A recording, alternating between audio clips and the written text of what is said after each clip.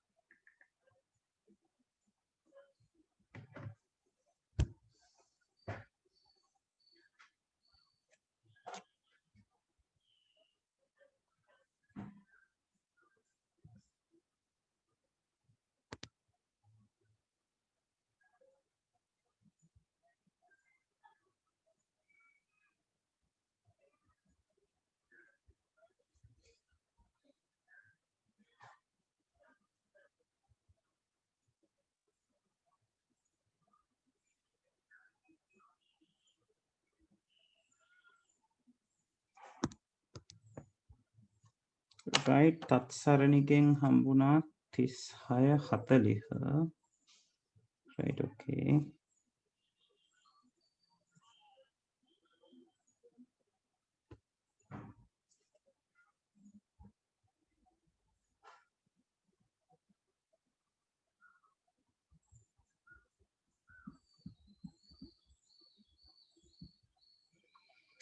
මෙතන මේ 39 වෙනි ප්‍රශ්නේ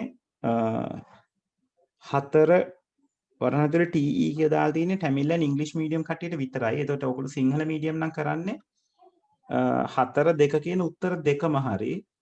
ටැමිල් and ඉංග්‍රීසි මීඩියම් කට්ටියට 4 විතරයි හරි. හරිද? ටැමිල් නෑනේ අපේ ඉංග්‍රීසි මීඩියම් ඉන්නව නම් 4 විතරයි හරි.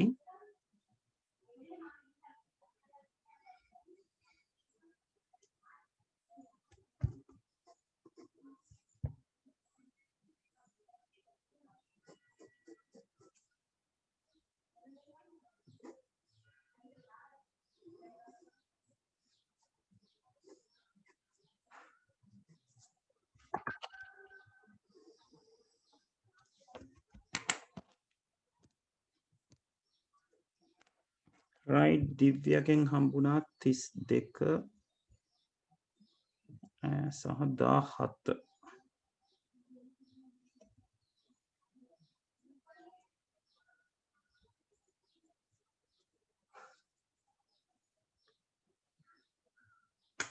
right තව දෙන්නෙක් දෙන්න ඉන්නවා. ඕගලන්ට වැරදි ටික විතරක් නෙවෙයි මේක මට අහගත්තා නම් හොඳයි කරපු විදිහ කියන එක කියලා එහෙම හිතෙන ප්‍රශ්න පවා මට එවන්න. right අර මම ඔක්කොම අරගන්න නැත්තේ අපරාධයේ කාලේ වෙලා ඕගලන්ට හොඳටම ෂුවර්නේ නම් ප්‍රශ්නයක් ගැන නැවත නැවත විස්තර කරන එක අපරාධ.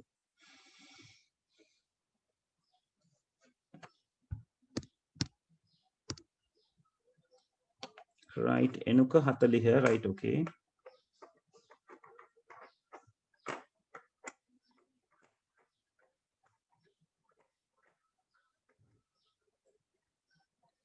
right තව එක්කෙනෙක් එවන්න ඉන්නවා.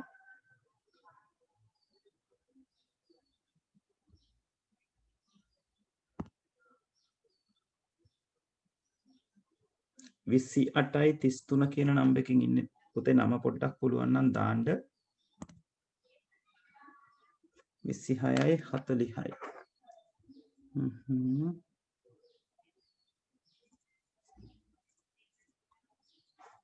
හරි right හරි අපි බලමු කොහොමද කියලා.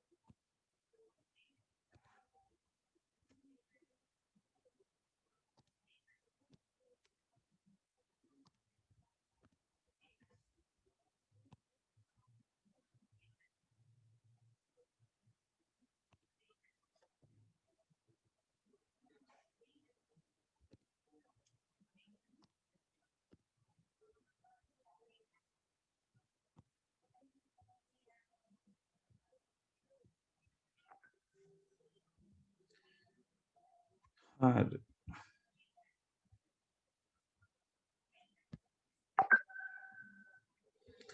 right 17 වෙනි ප්‍රශ්නේ ඉල්ලලා තිබුණා.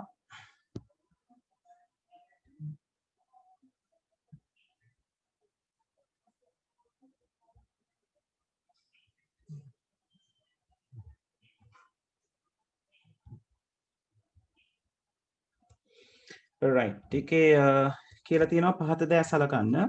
A සමානයි average A1 colon D5, B සමානයි average A1, D5, C සමානයි average A1 colon D5, F5.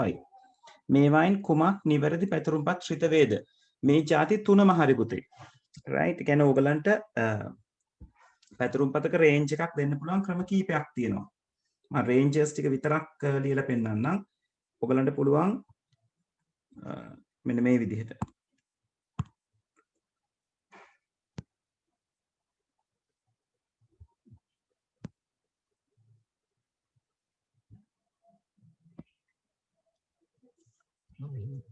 right ඔයගලන්ට පුළුවන් A1 A2 colon B5 කියලා විතරක් දෙන්න පුළුවන්. එහෙම නැත්නම් තැනින් තැන තියෙන කෝෂ ටිකක් A2, A5, B3, C4 ඔය විදිහට දෙන්න පුළුවන්. තව විදිහක් පුළුවන් A2 colon B3 කියලා දීලා ඊට පස්සේ F4 වගේ එකක්. ඒ කියන්නේ තවත් රේන්ජ් එකක් සහ තවත් තැනක තියෙන දෙයක්. ඊළඟට රේන්ජර්ස්ම දෙකක් වුණත් දෙන්න පුළුවන්. A2 colon B3, ඊට පස්සේ පුළුවන් F3 colon P5 වගේ ওই විදිහට රේන්ජර්ස් දෙකක් කමා දාලා වෙන් කරලා දෙන්නත් පුළුවන්. ඔය කියන ක්‍රම හතරටම ඕක කරන්න පුළුවන්. right? ඒ නිසා නිවැරදි උත්තරය වෙන්න ඕනේ 4 වෙනි උත්තරේ. 17. right? ඔව් 17ට කොහොමද තියෙන උත්තරේ? ඔව් 14 තියෙන්නේ 4. හරි. 26 වෙනි ප්‍රශ්නේ ඉන්න තියෙනවා බලමු.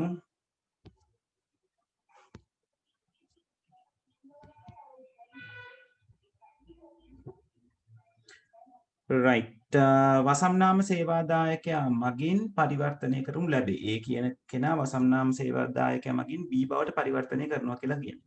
ඒතර වසම්නාම සේවාදායකයා DNS සර්වර් එකට හම්බෙන්නේ අපිට අදාළව තියෙන URL එකක්. right uniform resource locator එකක් වෙන විදිහකින් කියනවා නම් නේද මේක අපි සරලව කියනවා domain name එකක් හම්බෙනවා කියලා. right ඒකයි මේකට domain name services කියලා කියන්නේ. domain name system server කියලා කියන්නේ. right එතකොට top level domain කියලා කියන්නේ දැන් අපි www.starlabs.lk කියලා ගත්තොත් මේ කොටසට තමයි top level domain එක කියන්නේ. right එතකොට මේ සම්පූර්ණ එකටම අපිට කියන්න පුළුවන් URL එකක් කියලා.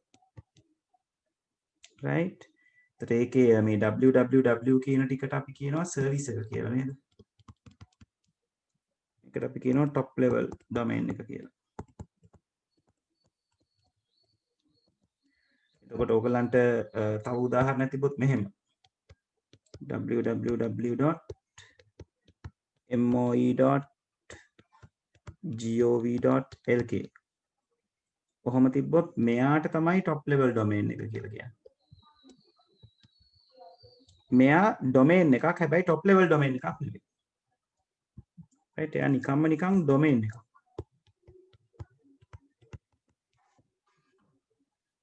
right හරි එතකොට ඒ නිසා මේක සිද්ධ වෙන්නේ වෙබ් ලිපිනයක් කියන එක IP ලිපිනයක් බවට පරිවර්තනය කිරීම. එතකොට දෙක තමයි 26ට අදාළව අපිට ගන්න පුළුවන් උත්තරේ වෙන්නේ. right අපි check කරලා බලමු. ඔව් 26ට තියෙන දෙවෙනි උත්තරේ.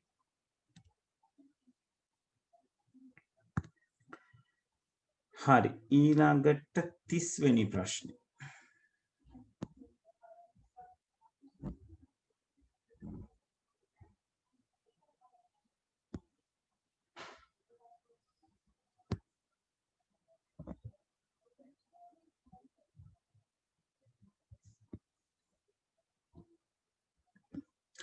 right 30 වෙනි ප්‍රශ්නය අහලා තියෙන්නේ පහත දී ඇති අනුකලිත පරිපථය සලකන්න ඉහත පරිපථයේ 1 2 සහ 3 යන තුඩු සම්බන්ධයෙන් සත්‍ය වන්නේ පහත සඳහන් කවරක්ද?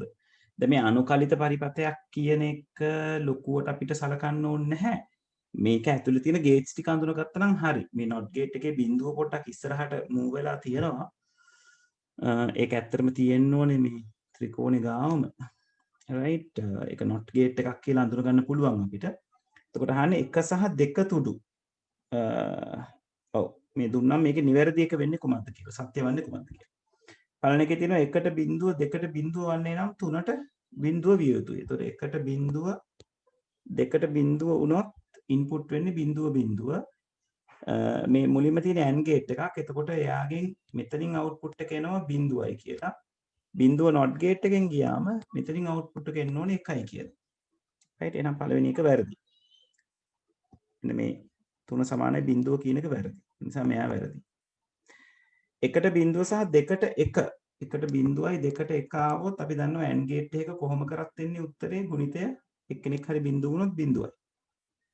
එහෙමනම් 1 එන්න ඕනේ. ආයෙත් මෙතන කියලා තියෙනවා 3 සමානයි බිඳුව වෙන්න ඕනේ කියලා ආයෙත් එයා නිසා වර්ධිනවා. 1ට 1 සහ 2ට බිඳුව වන්නේ නම් 3ට 1 විය යුතුයි. ඔව්. අන්න ඒ උත්තරේ හරි කියලා ගන්න පුළුවන්. 1ට 1 සහ 2ට බිඳුව. කොහොමද output එක එන්නේ බිඳුවයි. අනිත් පැත්ත ගහනම 1යි. ඒතර මෙයා තමයි නිවැරදි එක විදිහට ගන්න වෙන්නේ. 1ට 1 සහ 2ට 1 වන්නේ නම් 3ට 1 වෙන්නේ නැහැ. මොකද මෙයාට දෙන්නට මේක ආවොත් මෙතනින් එළියට එන්නේ 1. එහෙනම් මෙතනින් එළියට එන්නේ බිඳුව. මොකද එයා not gate එකකින් යන නිසා. එහෙනම් නිවැරදි උත්තරේ අපිට අරගන්න වෙන්නේ 3 කියලා. ඒකට 30 වෙනි ප්‍රශ්නෙට නිවැරදි පිළිතුර වෙන්නේ 3. ඔව්. මාකින් ස්කීම් එකේ තියෙන්නේ 3. right ඊළඟට 32 වෙනි ප්‍රශ්නේ. right පහත දී ඇති වගන්ති සලකන්න කාර්යබද්ධ අවශ්‍යතා යනු පද්ධතියක් මගින්. ඔව් දැන් මේ කාර්යබද්ධ අවශ්‍යතා කියන ඒවා පුතේ ඕගොල්ලන්ගේ සිලබස් එකේ නැහැ දැන්.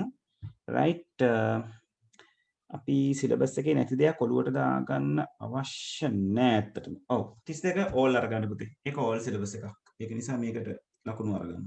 මේකට all marks අරගන්න.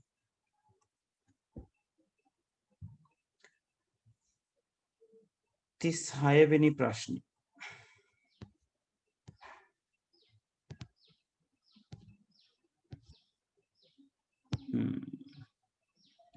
හැංගිලා ඉන්නේ එකට. තප්පරයක් ඉන්නමයි.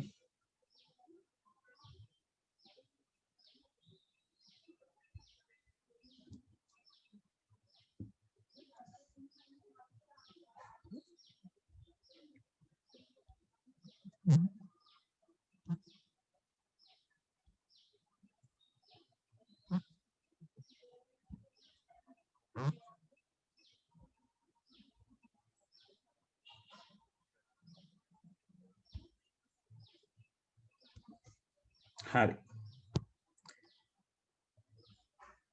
36 වෙනි ප්‍රශ්නේ පහත් දක්වා ඇති ව්‍යාජකේත ඛණ්ඩයේහි අපේක්ෂිත ප්‍රතිඵලය කුමක්ද? ඔව්. ඒතර මේක අපි hand trace කරලා බලන්න වෙනවා.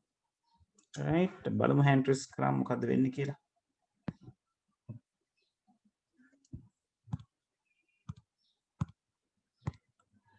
right ඒතර මේකේ මුලින්ම පටන් අරන් තියෙනවා n කියලා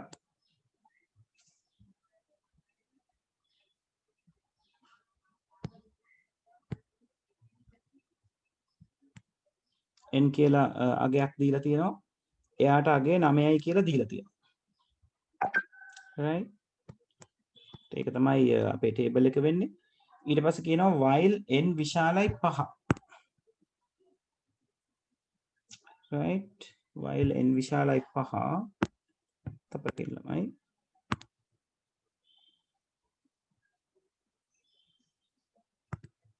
හරි while n විශාලයි 5 n විශාලද 5ට වඩා ඔව් 9 කියන්නේ 5ට වඩා විශාල සංඛ්‍යාවක්. එතකොට ඒක කියනවා n ගෙන් දෙකක් අඩු කරගන්න. හරි n ගෙන් දෙකක් අඩු කරගන්න. ඊට පස්සේ තියෙන n while නම් n while වලට එන්නේ නැහැ ආයි ගිහිල්ලා කන්ඩිෂන් එක චෙක් කරනවා. end while වලට කලින් තියෙන ස්ටේට්මන්ට් එකට ආවම එතනින් පස්සේ නැවත ගිහිල්ලා කන්ඩිෂන් එක චෙක් කරන්න ඕනේ.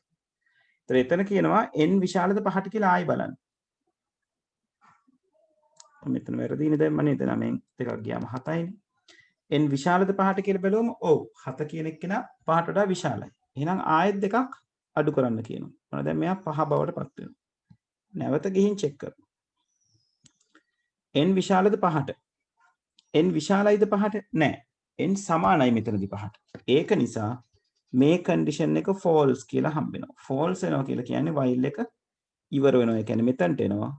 ඊට පස්සේ n ව print කරන්න කියලා තියෙනවා. එහෙනම් n ගියාගේ මේ මොහොතේ 5යි. ඒක නිසා 5 කියන අගය print වෙනවා. right අපි 36ට උත්තරේ බලමු. ඔව් 36ට උත්තරේ 2. right එතකොට 5 තමයි උත්තරේ වෙන්නේ. හරි 39යි 40යි දෙකම බලන්න කියලා තියෙනවා බලමු. හරි 39 වෙනි ප්‍රශ්නේ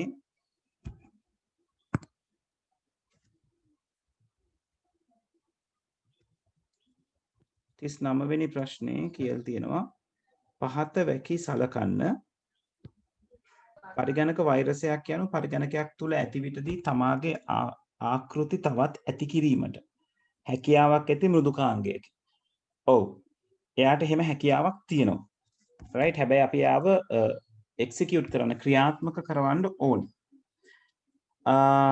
අනායාචිත විද්‍යුත් තැපෑල් හරි වචන නම් ආයාචිත මට මතක විදිහට යනු යමකුගේ තැපැල් ගිණුමකට ලැබෙන නොඉල්ලූ ලිපි වේ. නොඉල්ලූ ලිපි. ඒක ටිකක් ඔව් රික්වෙස්ට් කරපු නැති ලෙටර් එකක්. ඔව් අපිට යම් ප්‍රමාණකින් හරි කියලා ගන්න පුළුවන්. ඔත්තු බැලීමේ මෘදුකාංග වලට පරිශීලකයාට නොදැනුවත්වම මුරපද වැනි තොරතුරු අන් අයට යැවීමට හැකියාව ඇත. ඔව් ස්පයි කරන කෙනෙකුට sensitive data අරගැනීමේ හැකියාවක් තියෙනවා. එතකොට ඒකත් හරි. ABC සියල්ලම කියලා තමයි උත්තරේ එන්න ඕනේ. අපි බලමු 39 වෙනි එකට මොකක්ද තියෙන උත්තරේ කියලා. ඔව් 39ට සිංහල පේපර් එකේ 4 2 කියන උත්තර දෙකම අරගන්න පුළුවන් කියලා තියෙනවා. right එතකොට ඔව් A හා C පමණි ABC සියල්ල කියන දෙන්නම අරගන්න පුළුවන් කියලා අරගෙන තියෙනවා. ඔය මොකද මම එකයි කිව්වේ අර මේ නොඉල්ලූ ලිපි කිව්වම ඒක ටිකක් 50-50 chance එකක් තියෙන එකක්. right ඒක නිසා සිංහල පේපර් එකේ නම් 2 සහ 4ට දෙකටම දෙන්න කියලා තියෙනවා. තමිල් පේපර් එකේ 2ට විතරයි දෙන්න කියලා තියෙනවා නේද? sorry ඉංග්‍රීසි මීඩියම් පේපර් එකේ 4ට විතරයි දෙන්න කියලා තියෙනවා.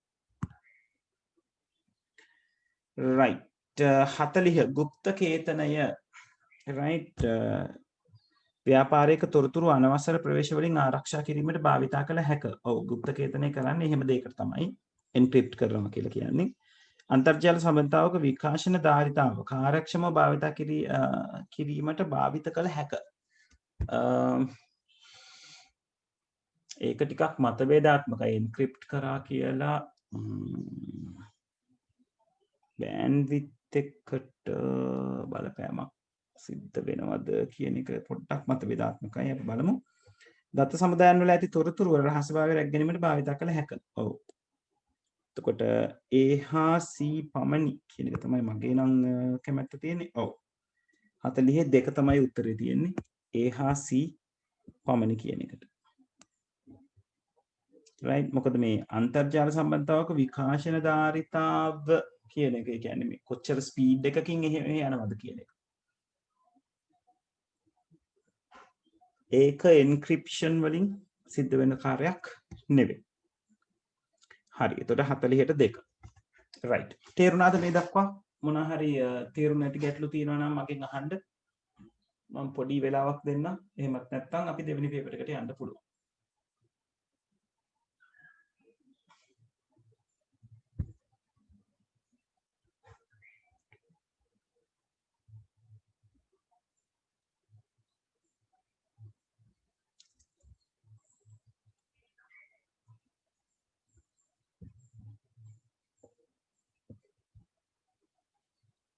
හරි එහෙනම් 40න් කීයද කියලා දාගන්න. right හරි මේ මොහොතේ මට තව පොඩි දෙයක් මේක අමතක වෙයි කියලායි මම කියන්නේ. ඊළඟ මාසේ කියන්නේ පෙබරවාරි මාසෙට පුතේ ඔයගොල්ලෝ සල්ලි ගෙවන්න එපා.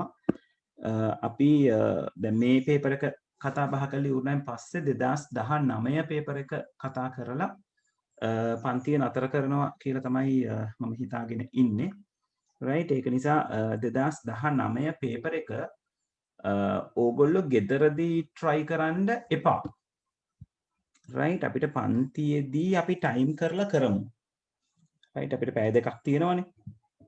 ඒක නිසා අපි 2019 පේපර් එක පන්තියේදී පොඩ්ඩක් ප්ලෑන් කරලා ඊට පස්සේ ඒක කතා බහ කිරීම. එනකො මම කියන්නම්. right කතා බහ කරනවා නම් හොඳයි කියලා මට හිතෙනවා. ඒ නිසා අපි විභාගයක් විදිහට මේක try කරමු. කලින් කරන්න එපා. ඕගොල්ලෝ ඕගලන්ට අවංක වෙන්න. නෑ කලින් කියවලා තියලා එහෙම දේවල් කරන්න යන්න එපා. ඕගොල්ලෝ ඕගලන්ම මැන ගන්න ඕනේ. right ඒක නිසා 2019 පේපර් එක ලෑස්ති කරලා තියාගන්න. අපි ලබන මේ සතියේ මට හිතෙනවා අද දවස් තුලට අපිට දෙවෙනි පේපර් එකක් කතා බහ කරලා ඉවර කරගන්න පුළුවන් වෙයි කියලා. ඒක නිසා ලබන සතියේදී අපි 2019 පේපර් එක ටයිම් කරලා ක්ලාස් ටයිම් එක ඇතුළතදීම කරමු. කරලා කතා කරමු. right මොකද ඔයගලන්ට පළවෙනි පේපර් එකට හම්බෙන්නේ පැයයි. ඉවර කරන්න. ඒතර පැයක් ඇතුළත ඔයගොල්ලෝ ඒක කරලා පැයකට පස්සේ මාකින් ස්කීම් එක දිහා බලලා මාක් කරගෙන අපිට අපහසු දේවල් ටික කතා බහ කරගන්න පුළුවන්. right එතකොට ලබන සතියයි ගොඩක් දුරට අපිට ඊළඟ සතියත් උවමනා වෙයි. සෙකන්ඩ් පේපර් එකත් එහෙමයි. සෙකන්ඩ් පේපර් එකත් අපි මේ වෙලාවේ ආන්සර් කරගන්න ඕනේ. දීලා තියෙන ටයිම් එක ඇතුලේ ආන්සර්ස් ලියන්න ඕනේ. ඊට පස්සේ ලියලා අපි ඒක සාකච්ඡා කරලා බලමු. හරි. right. පැහැදිලිද කියපු දේවල් ටික හැමෝටම?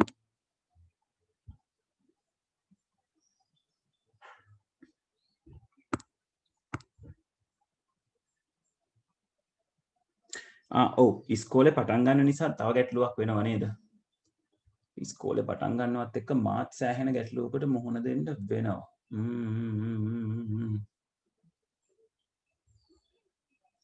හරි. දුවලට හැබැයි ඉස්කෝලේ පටන් අරගෙන එහෙමනොත් පටන් ගත්ත ගමන් මට දැනට අයිඩියා එක තියෙන්නේ විභාගේ කියන්නේ ඔයගොල්ලෝ පටන් ගන්න විභාගේ කරන්න බලාගෙන ගොඩක් ඉස්කෝලේ පටන් ගන්නේ ටර්ම් ටෙස්ට් තියන්න බලාගෙන. ඒතොර ටර්ම් ටෙස්ට් දීලා ඔයගොල්ලන්ට ඊට පස්සේ ගොඩක් දුරට ආයි ස්ටඩි ලීව් දෙන්න පුළුවන්.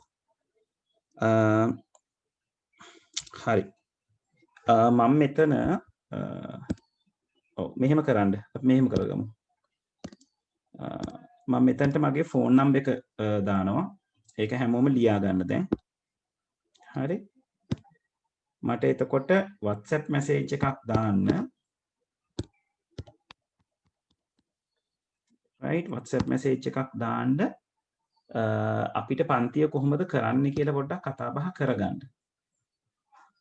හරි. right එතකොට අපි එතන WhatsApp group එකක් හදාගෙන අපි චුට්ටක් කතා බහ කරලා හැමෝටම පහසු දවසක් arrange කරගන්න බලමු. right නැත්නම් පහසු වෙලාවක් arrange කරගන්න බලමු. right හරි මේ නම්බර් එක හැමෝම වැරදිනේ නම්බර් එක දාලා තිනවා.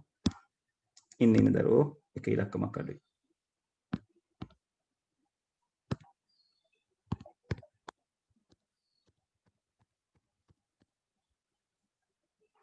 0.7 47 87 41 right දැන් දුවලා ඉස්කෝලේ දුවලා පුතාලා ඉස්කෝලේ පටන් ගත්තම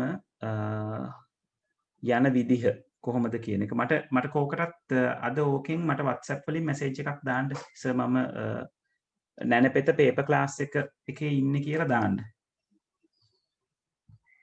නැනපෙත group එකක් තියෙනවද පුතේ? WhatsApp group එකක් තියෙනවද? Telegram group එකක් නේද තියෙන්නේ? දිව්‍යා?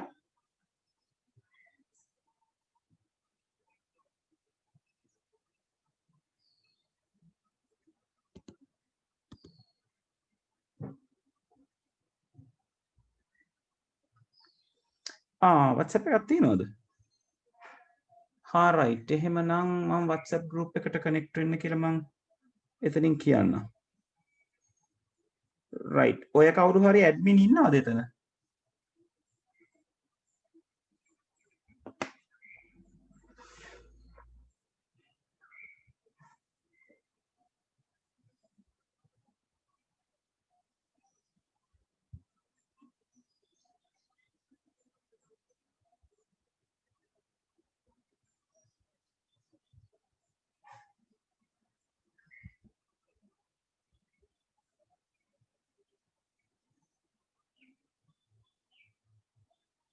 right මම නැන පෙත්තෙන් අහන්නම් කෝකටත් කන්ටැක්ට් එක තියාගන්න මොකද දැන් ඒක හදපු දුවෙක් හරි පුතෙක් හරි නම් හැදුවේ ඒගොල්ලෝ සමහරට මේ මොමන්ට් එකේ අපිත් එක්ක නැති වෙන්නත් පුළුවන් නේ එහෙම වුණොත් අපිට අලුතෙන් ගෲප් එකක් හදාගන්න වෙයි 2019 පේපර් එක සාකච්ඡා කරන එක සම්බන්ධයෙන් හරිතර අපි අද මේක ඩිස්කස් කරමු ඊළඟ දවසේ කොහොමද හම්බෙන්නේ කියන එක අපි කල්ලාතුව පොඩ්ඩක් කතා බහ කරගමු right ඕගොල්ලෝ කට්ටිය පරණ එක ගැන හිතන්න එපා. අපි අලුත් එකක් හදාගමු. කමක් නැහැ. මම නැනපෙතට අහලා බලන්නම්. කෝකටත් ඕගොල්ලෝ මට මැසේජ් එකක් දාන්න. right? නැනපෙත පේපර් ක්ලාස් එකේ කියන එක. right? එතකොට මට contacts ටික තියෙනවනේ. මට ඒකට ඇඩ් කරන්න පුළුවන් ඕගොල්ලන්ට link එක දාන්න පුළුවන් මං හදන group එකේ. right? ඒ විදිහට අපි කරමු කරලා කතා බහ කරලා කරමු. පෙබරවාරි මාසෙට ෆී එක ගෙවන්න එපා පුතේ. ඒ කියන්නේ ඕගොල්ලෝ පෙබරවාරි මාසේ ගොඩක් වෙලාවට සතියක් දෙකක් ඉවර වෙලා ටක් ගාලා ඉවර වෙන්න පුළුවන් මොකද අපිට ඕ ලෙවල් වලට සතියකට විතර කලින් ඉඳලා කියනවා ක්ලාසස් කරන එක නතර කරන්න කියලා දැන් ඔයගොල්ලන්ගේ ටර්ම් ටෙස්ට් ඊළඟට යනවා එතකොට ඔයගොල්ලෝ බිසි වෙන්න පුළුවන් නිසා අපි 19 පේපර් එක පුළුවන් ඉක්මනට කතා බහ කරගමු කරගෙන අපි බලමු කොහොමද ඉස්සරහට යන්නේ කියලා right හරි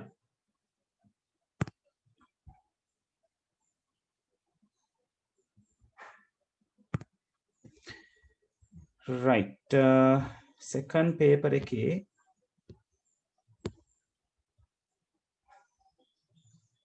පළවෙනි ප්‍රශ්නේ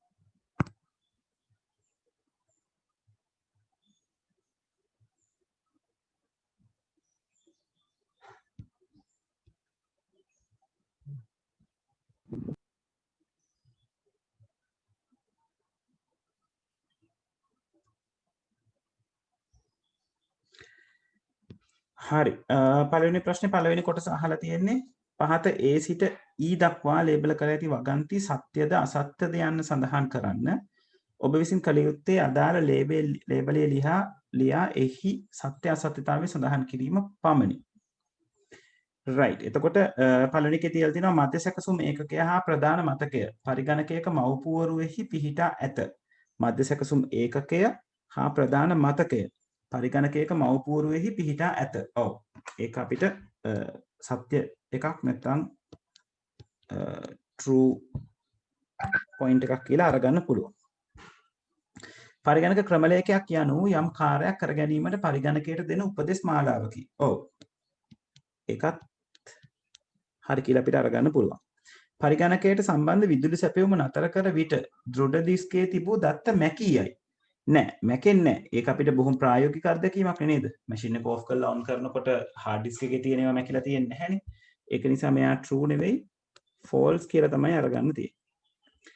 පරිගණකයක මතකධාරිතාව වැඩි කිරීම පරිගණකයේ කාර්ය සාධනය වැඩි කිරීමට සාමාන්‍යයෙන් හේතු වේ. ඔව්. මෙමරි එක වැඩි කරනවා කියලා කියන්නේ අපි සාමාන්‍යයෙන් කියනවා මැෂින් එකක් ස්ලෝ නම් මෙමරි එක වැඩි කරලා බලන්න කියලා. right? එහෙමනම් ඒ කාර්ය සාධනය වැඩිවීමක් තමයි සාමාන්‍යයෙන් සිද්ධ වෙන්නේ.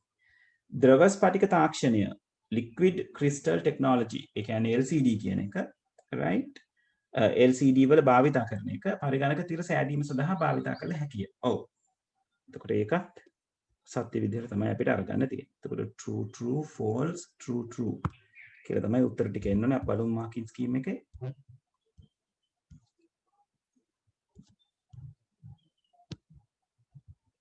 ඔව්. true true false true true. එතකොට සිංහල අයට සත්‍ය කියලා ලියන්න පුළුවන්. එහෙම නැත්නම් ඔව් හරි එහෙම වචන පාවිච්චි කරන්නත් පුළුවන්. නමුත් සත්‍ය අසත්‍ය පාවිච්චි කරන්න සාමාන්‍යයෙන්. හරි. ඊළඟට අහලා තියෙනවා පහත A වගුවේ ඇති එක් අයිතමය B වගුවේ ඇති අයිතමය සමග ගැළපිය හැකිය. ඔබගේ පිළිතුරු පත්‍රයේ ගැළපීම් යුගලය අදාළ ලේබල් යොදා සඳහන් කරන්න. right. එතකොට අදෝ රක්ත කිරණ ශුද්ධ තරංග ප්‍රකාශ තන්තු ඇඹරුණු කම්බි යුගල ඔය දේවල් ටික තමයි තියෙන්නේ. බලමු P වල දුර ස්ථානවල දත්ත සම්ප්‍රේෂණයට සුදුසු නියමු නොවන මාධ්‍ය. ඔව් නියමු නොවන කියලා කියන්නේ වයර්ලස් කියන එක. එතකොට අදෝරක්ත කිරණ ශුද්‍ර තරංග තමයි මෙතන තියෙන නියමු නොවන මාධ්‍ය. ඒක දුර ස්ථානවල දත්ත සම්ප්‍රේෂණයට. එහෙනම් දුර ස්ථානවල නම් මයික්‍රෝවේව් එක තමයි වැදගත් වෙන්නේ. මොකද මයික්‍රෝවේව් පාවිච්චි කළා තමයි අපි සැටලයිට් කමියුනිකේෂන් එක පවා කරගන්නේ. චන්ද්‍රිකා හරහා චන්ද්‍රිකා එක්ක ගනුදෙනු කිරීම නැත්නම් සංනිවේදනය කිරීම කරගන්නේ මයික්‍රෝවේව් පාවිච්චි කරලා. එහෙනම් දුර ස්ථානවල දත්ත සම්ප්‍රේෂණයට නියමු නොවන මාධ්‍ය ශුද්ධ තරංග විදිහට අරගන්න පුළුවන්. Q දත්ත සම්ප්‍රේෂණය සඳහා තඹ කම්බි භාවිතා කරයි. ඔව් තඹ කම්බි භාවිතා කරන්නේ පැහැදිලිවම ඇඹරුණු යුගල එකේ. මොකද තඹ කම්බි භාවිතා වෙන තැන් දෙකක් තියෙනවා. එකක් තමයි ඇඹරුණු යුගල twisted pair, අනිත් එක තමයි සමාක්ෂ. right coaxial කියලා අපි කියන්නේ. ඒ දෙකේම තියෙන තඹ කම්බි. ප්‍රකාශ තන්තු වල තියෙන්නේ සිහින් වීදුරු නලයක් නේද? රැහන් රහිත දුරස්ත පාලක රැහන් රහිත යතුරු පුරවා රැහන් රහිත මූසික සඳහා භාවිතා වේ. ඔව් අදෝරක්ත කිරණ. රැහන් රහිත කිව්වම හිතන්න දෙයක් නෑ මයික්‍රෝවේව් දැන් පළවෙනි එක්කෙනාට ගිහිල්ලා තියෙන්නේ. තව රැහන් රහිත එක්කෙනයි ඉන්නේ.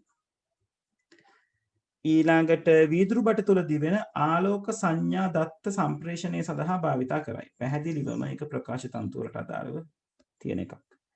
එතකොට I වලට මැච් වෙන්නේ R, J වලට මැච් වෙන්නේ P, K වලට මැච් වෙන්නේ S, L වලට මැච් වෙන්නේ Q. R P S Q කියලා තමයි අපිට කම්බිනේෂන් එක එන්නේ. ඔව්. මාකින් ස්කීම් එකේ තියෙන්නේ R P S Q. එතකොට එක නිවැරදි එකකට ලකුණු භාගය බැගින් තමයි හම්බෙන්නේ. එහෙනම් තමයි ලකුණු දෙක හම්බෙන්නේ. කලින් සැරේ මට ලකුණු ටික ගැන කියන්න බැරි වුණානේ. එකක් හරිනම් ලකුණු භාගයයි, දෙකක් හරිනම් එක ලකුණයි, තුනක් හරිනම් 1.5යි, තුනට වඩා වැඩියෙන් හරිනම් ලකුණු දෙක දීලා තියෙනවා. right ඒ කියන්නේ හතරක් හරි ගියත් ලකුණු දෙක තියෙනවා, පහම හරි ගියත් ලකුණු දෙක තියෙනවා. right හරි ඊළඟට A සිට E දක්වා ලේබල් කර ඇති පද වාක්‍ය ඛණ්ඩ සලකන්න. විද්‍යුත් තැපැල් ලිපිනය, IP ලිපිනය, නියමාවලිය, වෙබ් අතිරික්සුව සහ වෙබ් පිටුව. ඉහත ලේබල් කර ඇති අයිටම් සඳහා නිවැරදි උදාහරණය පහත ලයිස්තුවෙන් තෝරාගෙන ලියන්න. විසින් කළ යුත්තේ ලේබලය හා අදාළ උදාහරණය ලිවීම පමණි. හරි. මේකේ තියෙන petas.anand@yahoo.com මේ සලකුණ සාමාන්‍යයෙන් අපි පාවිච්චි කරන්නේ ඊමේල් ලිපිනයකට. right එහෙනම් විද්‍යුත් තැපැල් ලිපිනය තමයි මේ පළවෙනි එක්කෙනා සඳහා අයිති වෙන අකුර වෙන්නේ. ඒත් මෙයා A. ඉන්ටර්නෙට් එක්ස්ප්ලෝරර් කියලා කියන්නේ වෙබ් අතිරික්සුවක් නේද? වෙබ් බ්‍රවුසර් එකක්. එහෙනම් මෙයාට අයිති වෙන්නේ D. LK කියලා විතරක් තියෙනවා. LK කියලා විතරක් තියෙනවා. අපිට ඒක ඔව් තාම මැච් කරගන්න පුළුවන් එකක් නෑ. මෙතන වැඩිපුර තියෙනවා ඒ කියන්නේ. myinfo.html ඔව් වෙබ් පිටුව කියන එකට මෙයාව මැච් කරගන්න පුළුවන්. myinfo.html. එතකොට මෙයා තමයි E විදිහට එන්නේ. 192 168 1.2 මේ තියෙන්නේ IP ලිපිනයක්. එයා තමයි B.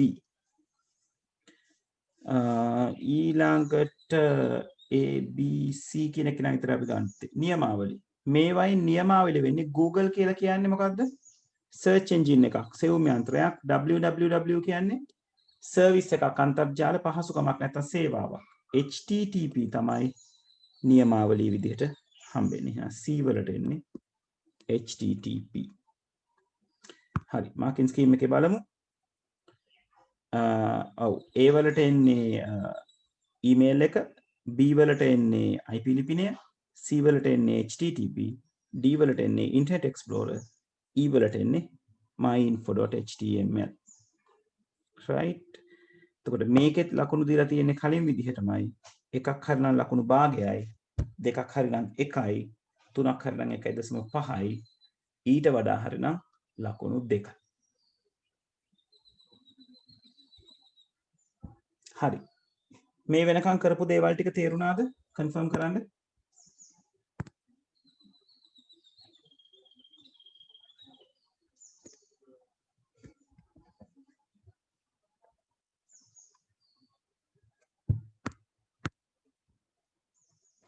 right. හොඳයි. බොහොම හොඳයි.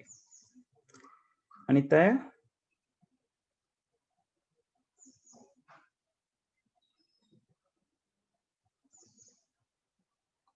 right හොඳයි. හරි. ඉස්සරහට යමු අපි.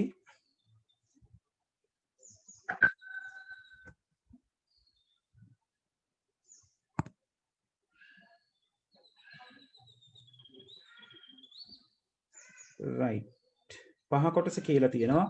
මෙන්න මෙහෙම ද්විමේ සංඛ්‍යාවක් දීලා දශමයේ සංඛ්‍යාවකට පරිවර්තනය කරන්න කියලා. හරිම ලේසි. right. එතකොට අපි මෙහෙම ද්විමේ සංඛ්‍යාවක් දුන්නා මොකද කරන්නේ?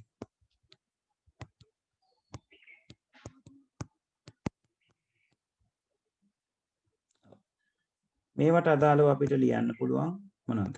1 2 4 8 16 32 64 128. මම කොහොමද මේ දේවල් අරගත්තේ? මේවා මේ ස්ථානීය අගයන් තියෙන 2.0 2 1 2 2 3 2 4 2 5 2 6 2 7 කියන ඒවායින් තමයි මම ඔය උඩ ඉලක්කම් ටික ගත්තේ. දැන් ඉතින් අපිට සරලව තියෙන්නේ දෙකේ පාදේ සංඛ්‍යාවක් නිසා මේ එකට යටින් තියෙන ඉලක්කම් ටික එකතු කරගෙන යන්න. දැන් මේක අෂ්ටමයේ සංඛ්‍යාවක් වුණා නම් නේද? මේ අගයෙන් මේ අදාළ අගය ಗುಣ කරන්න ඕනේ. ඒ දෙන ಗುಣ කරලා ඉවර වෙලා ලැබෙන අගයන් ටික තමයි එකතු කරන්න ඕනේ. දැන් මෙතන ಗುಣ වෙන්නේ 1 සහ බිංදුව වෙන්නේ. ඒතර එකෙන් ಗುಣ වුණාම ඒ අගයමයි බිංදුවෙන් ಗುಣ වුණාම අගයක් නැහැ.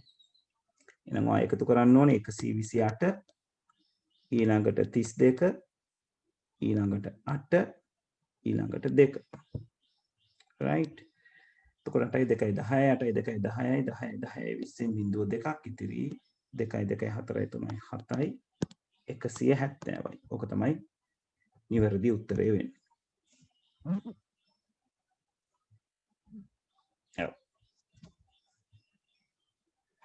එතකොට 170 අපිට හතරවෙනි කොටස මිස් වුණාද?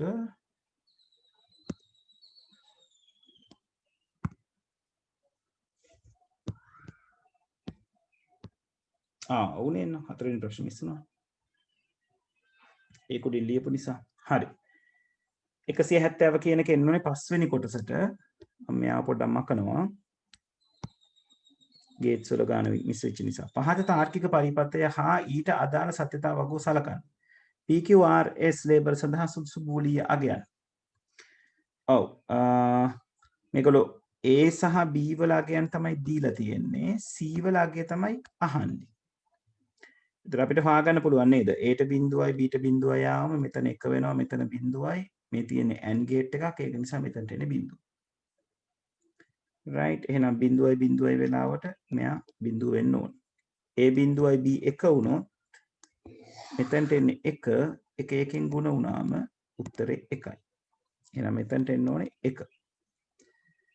A 1යි B බිංදුවයි වුණා.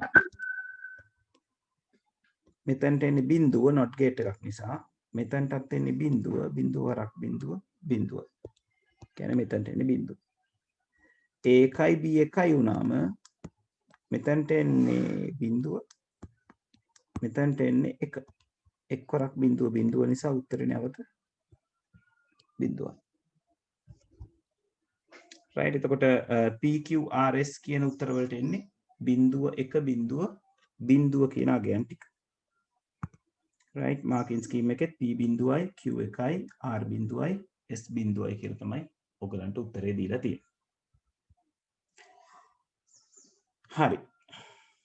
ළඟට 6 වෙනි ගානට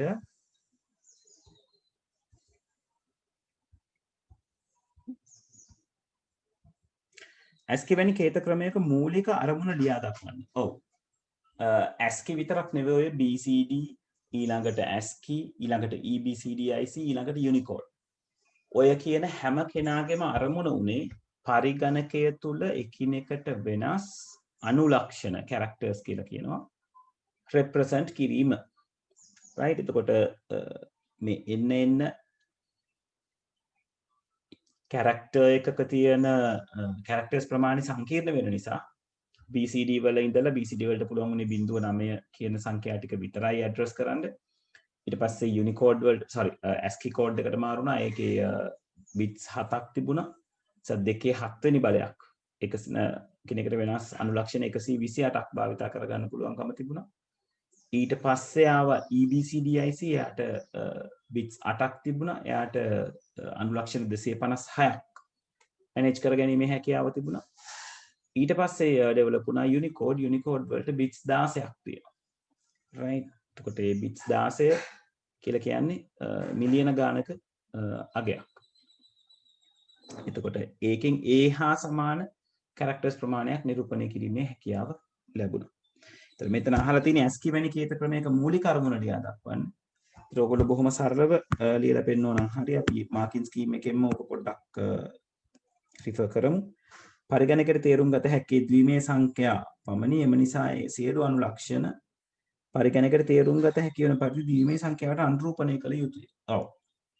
එතකොට ASCII වැනි ජාත්‍යන්තර කේත ක්‍රම එය ඉටු කරයි. right. ඔය විදිහේ ASCII වැනි ජාත්‍යන්තර කේත ක්‍රම කියලා ලොකුවට සෙටල් කරගන්න ඕන නැහැ. සරලව සිද්ධ වෙන්නේ data represent කිරීමක් කියන එක තමයි ලියවෙන්න ඕනේ. right. ඔයගොල්ලෝ ලියලා තියෙන ඒවායේ මොනවා හරි වෙනස් උත්තර තියෙනවා නම් පොඩ්ඩක් මට ඒක එක්ක මයික් එක ඔන් කරලා කියන්න, නැත්නම් chat එකේ type කරලා එවන්න.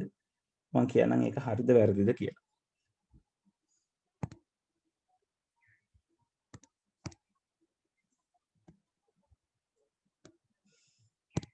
හරි. ඊළඟට 7 වෙනි එකේ A සිට E ලෙස ලේබල් කර ඇති පහත උපක්‍රම සලකන්න. තීරුකේත කියවනය, සංයුක්ත ලියනය, තීරය, මූසිකය, සුපරීක්ෂණය. ඉහත එක් එක් උපක්‍රමයේ ආදාන ප්‍රදාන හෝ ආදාන ප්‍රදාන දෙකම සිදු කළ හැකි බව හැකි උපක්‍රමයක් දැයි සඳහන් කරන්න. හරි. තීරුකේත කියවනය ඒක ආදානයක් විතරයි, ඉන්පුට් එකක් විතරයි. තිරය අපි ස්පර්ශ තිරය කියලා කියලා නැහැනේ, තිරයනේ. එතකොට ඒක output device එකක්. සුපරීක්ෂණය නැත්නම් ස්කෑන් එක කියලා කියන්නේ input device එකක්. mouse එක කියලා කියන්නේ පැහැදිලිවම pointing device එකක්. ඒක configure කරනකොට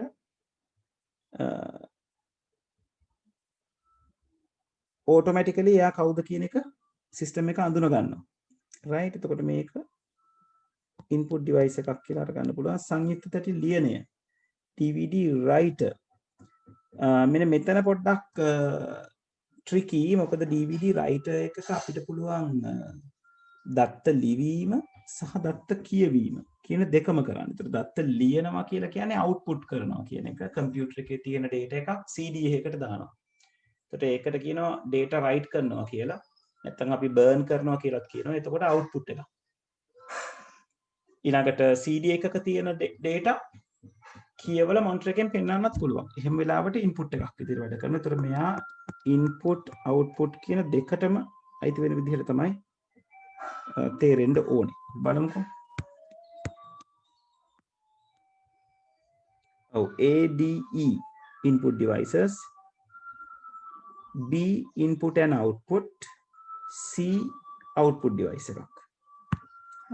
බලමු. ඔව්. එතකොට B තමයි input and output කියලා අරගෙන තියෙන්නේ. right. ABE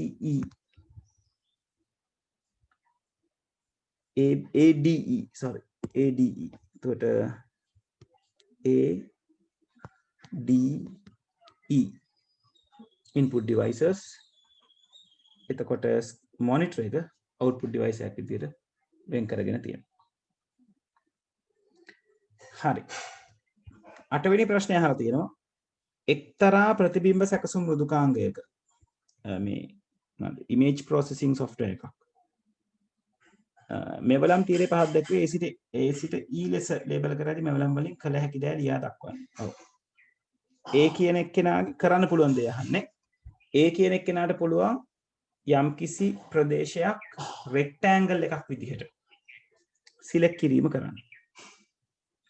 B කියන එක්කෙනාගෙන් පුළුවන් එයාට අපි කියනවා crop tool එක කියලා. මෙයා select tool එක.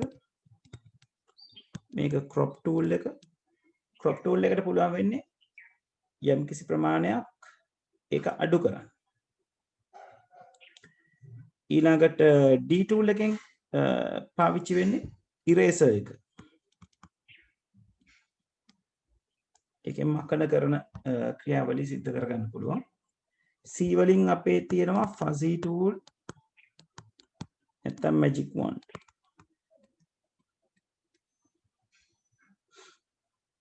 right. ඊළඟට E එකේ තියෙන්නේ paint bucket.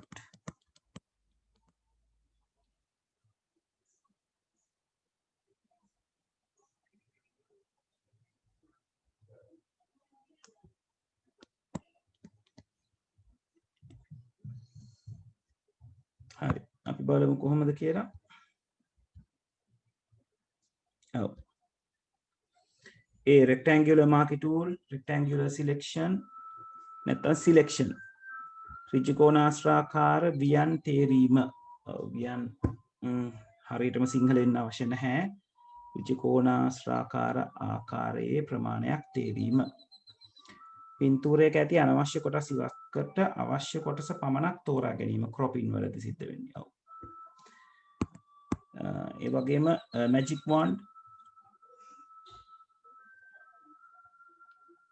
wand එකෙන් කරන්නේ එකම જાතියේ කොටස්. ඒ කියන්නේ උදාහරණයක් විදිහට එකම පාටෙන් තියෙන කොටස් ටික අපිට එක සැරේ සිලෙක්ට් කරන්න හරි ඩිසෙලෙක්ට් කරන්න හරි පුළුවන්. right. quick selection කියලා අපි කියන්නේ සමාන වර්ණ ඇති ප්‍රදේශ තේරීම. කිසියම් පික්සල් එකකට දාලා වර්ණ ඇති ස්ථාන සියල්ලම තේරීම. ඊළඟට E එකේ E එක ගැන අපි කතා කරා නේද? අනේ. D එකේ තියෙන eraser එක right. ඒකෙන් අපි ඇඳලා තියෙන ඕනෑම දෙයක්. අපි ඇඳපු ඕනෑම දෙයක් මකන්න පුළුවන්. ඔරිජිනල් පික්චර් එකේ මකන කරන දේවල් තියෙනවා නම් ඒ වෙනුවෙන් අපිට ඔරිජිනල් පික්චර් එක print out එකක් දාගන්න හරි මොකක් හරි third party tool එකකට අරගන්න වෙනවා. right. ඊළඟට E එක paint bucket එක අපිට යම්කිසි වර්ණයක් ලබා දෙන්න. යම්කිසි අපි නිර්මාණය කරපු අංගයකට. right. ඒක හැඩයක් වෙන්න පුළුවන්, ඒක තවත් පින්තූරයක් වෙන්න පුළුවන්, ඒ වගේ. right. එතකොට ඔන්න ඔය ටික තමයි සර්විසස් විදිහට අපිට කතා කරන්න තියෙන්නේ. ඒක ඔයගොල්ලෝ ගාව ලියවිලා තියෙනවා නම් ඔයිට හා සමාන අරමුණක් ඔයගලන්ට පුළුවන් ලකුණු දෙක අරගන්න.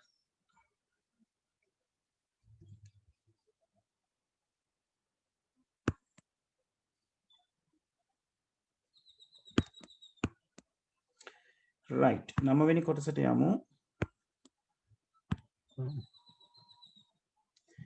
පහත් දැක්කනේ පන්තියක මුල් ලබුන් ගණන එක් ළමයාගේ උස යොදාගෙන පන්තියේ ළමුන්ගේ උසෙහි සාමාන්‍ය අගය ගණනය කර සංදර්ශනය කිරීමට භාවිතා කළ හැකි ව්‍යාජ කේතයකි. එහි A හා D ලේබල් සඳහා සුදුසු විචල්්‍ය නාම දී ඇති ලයිස්තුවෙන් තෝරා ලියන්න. ලේබලය හා අදාළ විචල්්‍ය නාම පමණක් ලිවීම සෑහේ. N විචල්්‍ය පන්තියේ මුල් ළමුන් ගණන සඳහාද H විචල්්‍ය එක් ළමයාගේ උස සඳහාද යොදා ගන්නා බව උපකල්පනය කරන්න. right. එතකොට මේක පොඩ්ඩක් නිකන් ඇනලයිස් කරගෙන බලමු. මුලින්ම තියෙනවා begin කියලා. ඒ කියන්නේ පටන් ගන්නවා. total බිඳුවයි. එහෙනම් ඔන්න අපිට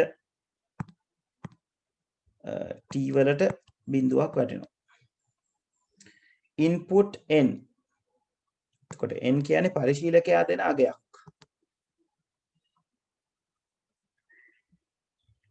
right. එතකොට තපරයක් එන්නමයි.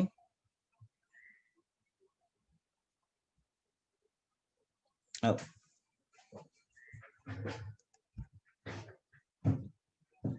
ඔව් n වල තියෙන වැලිඩිටි එක නැත්නම් n කියලා කෙනෙක් පාවිච්චි වෙන්නේ ඇයි කියන එක ඔයගලන්ට ෆිගර් අවුට් කරගන්න පුළුවන් විශේෂයෙන් මෙන්න මෙතනින්. right. average එක හොයන්න c කියන variable එක බෙදනවා d වලින්. right එතකොට අපිට පැහැදිලිවම හිතා ගන්න පුළුවන් n කියලා කියන්නේ number of students කියන එක right එතකොට මෙතන කියලා තියෙනවා n ව input කරන්න අපි හිතමු 5යි කියලා ළමයි 5 දෙනා ඉන්නේ කියලා for counter 1 to n කියලා එන්න ඕන right මොකද 1 සිට 5 දක්වා right ඊළඟට input එකෙන් අහන්න ඕනේ 1 to n වෙන්න ඕනේ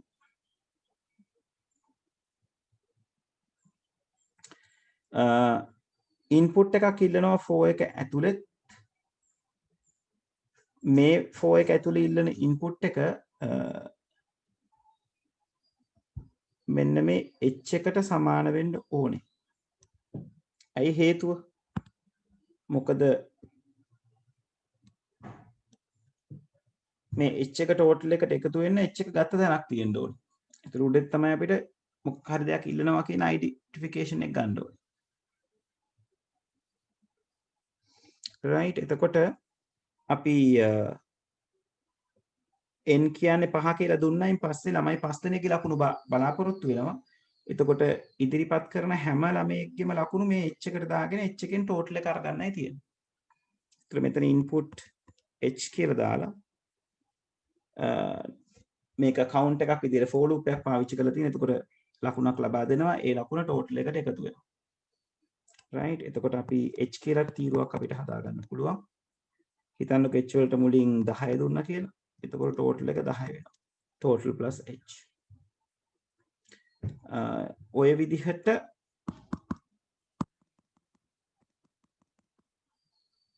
ඕක කන්ටිනියු කරන්න පුළුවන්. ඊළඟට count එකෙන් එළියට ආවම for loop එකෙන් එළියට ආවම average කීයද කියලා අපි හොයාගන්න ඕනේ. average හොයන්න නම් මෙන්න මේ total එක බෙදෙන්න ඕනේ. sorry h නෙවෙයි n ගේ ළමයි සංඛ්‍යාව. right එහෙනම් output කරන්නේ මේකලු කියලා තියෙන්නේ සාමාන්‍ය අගය සංදර්ශනය කිරීමට. එහෙනම් d කියන්නේ සාමාන්‍ය අගය සංදර්ශනය කිරීමක් වෙන්න ඕන. right එතකොට අපිට එතන දෙන්න පුළුවන් output මෙතන පාවිච්චි කරපු average කියන එක මෙයාට දෙන්න පුළුවන්. හරි තේරුණාද?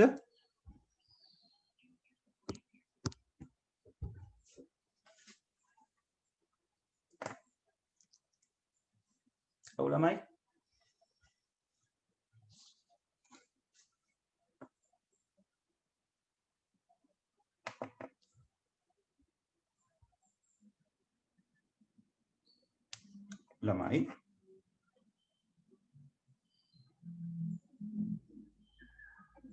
තේරුම් නැත්තම් තේරුම් නැහැ කියන්න මම ආයි කරනවා.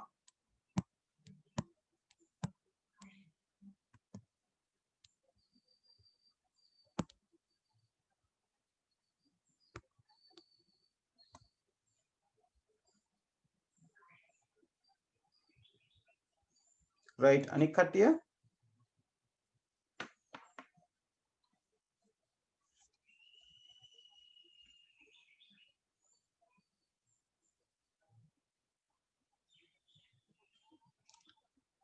හරි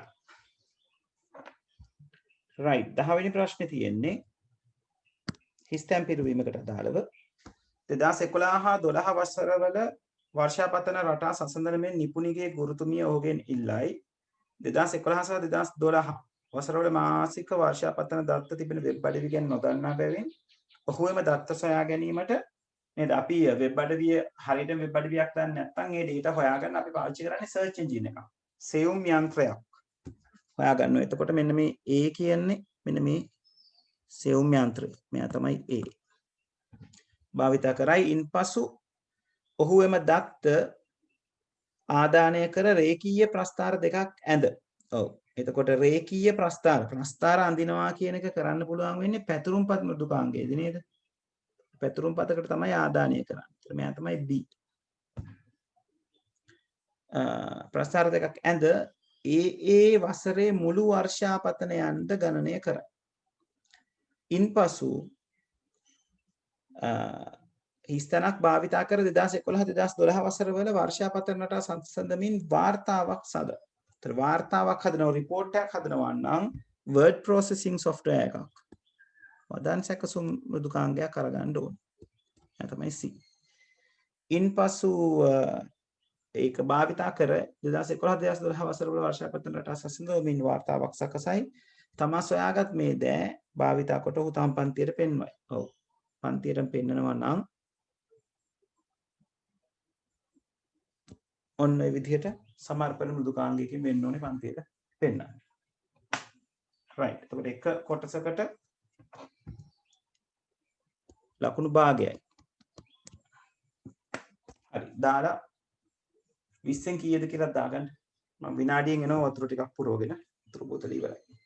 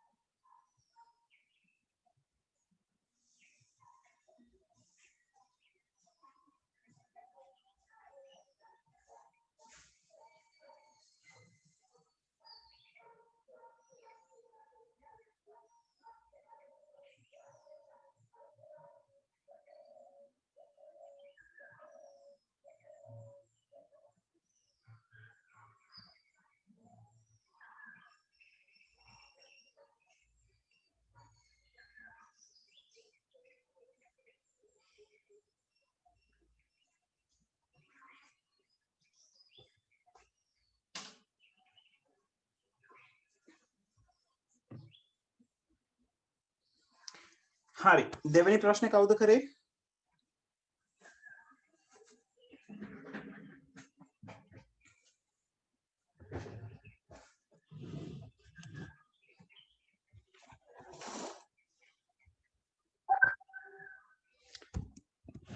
දෙවෙනි ප්‍රශ්නේ කරපු කෙනෙක් නැද්ද?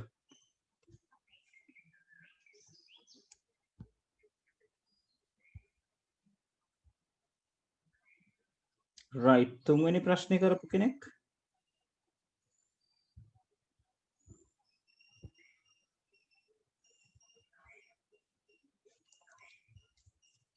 ළමයි පේපර් එක කරලා නැද්ද?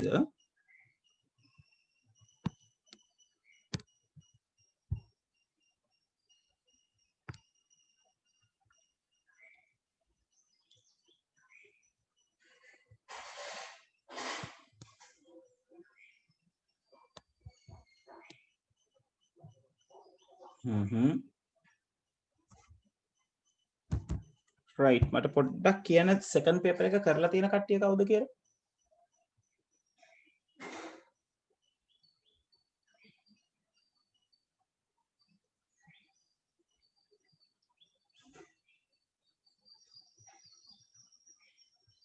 right. තත්සරණි කරලා තියෙන්නේ අනිත් අය.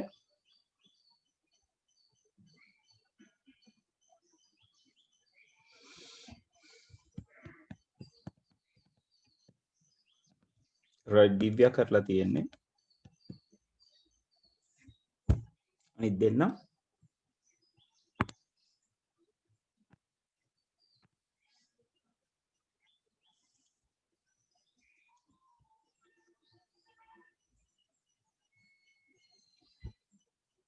right. අනිත් දෙන්න කරලා නැද්ද? හරි. එහෙමනම් අහගන්නකො. right. එතකොට දිව්‍යයි තත්සරණි දෙන්නම දෙවෙනි ගානයි තුන්වෙනි ගානයි දෙකම කරේ නැද්ද?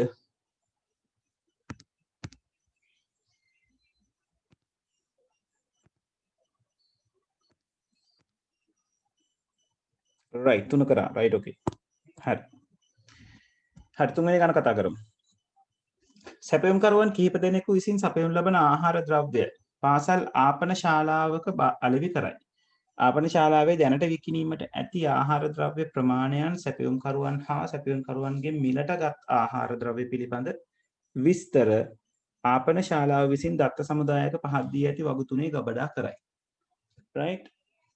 හරි. එතකොට මේ තියෙන වග තුන කියන්නේ food item table තියෙනවා, supply කරන කට්ටිය ඉන්නවා, purchase table ඒ කියන්නේ foods මිලදී ගත්ත එකට දාලව තියෙන දත්ත තියෙන table එක තියෙනවා. right. ඒතර මේකේ අහනවා පළවෙනි ප්‍රශ්නේ ප්‍රාථමික යතුරු දෙකක් අදාළ වගවල නම් සමග ලියා දක්වන්න. ඔව් ඒතර ප්‍රාථමික යතුරු දෙක ඔයගලන්ට පෙන්වන්න පුළුවන් කොහොමද? food item table එක අරගත්තොත් food item table එකේ තියෙනවා item ID, I name, stock. ඒතර ඒකේ ගැලපෙනම එක්කෙනා තමයි item ID කියන කෙනා නේද? මොකද I name එක සාමාන්‍යයෙන් අපි නමක් ප්‍රාථමික යතුරක් විදිහට ලබා ගන්නේ නැහැ. මොකද ඒක දිග වැඩි වෙන්න පුළුවන්, රිපීට් වෙන්න පුළුවන් ඒ වගේ දේවල් නිසා. right. එතකොට හොඳම එක්කෙනා item ID, stock එක අපිට අරගන්නත් බෑ. stock එක කියලා කියන්නේ බොහොම පහසුවෙන් රිපීට් කරන්න පුළුවන් අංක ටිකක් තියෙන තැනක්.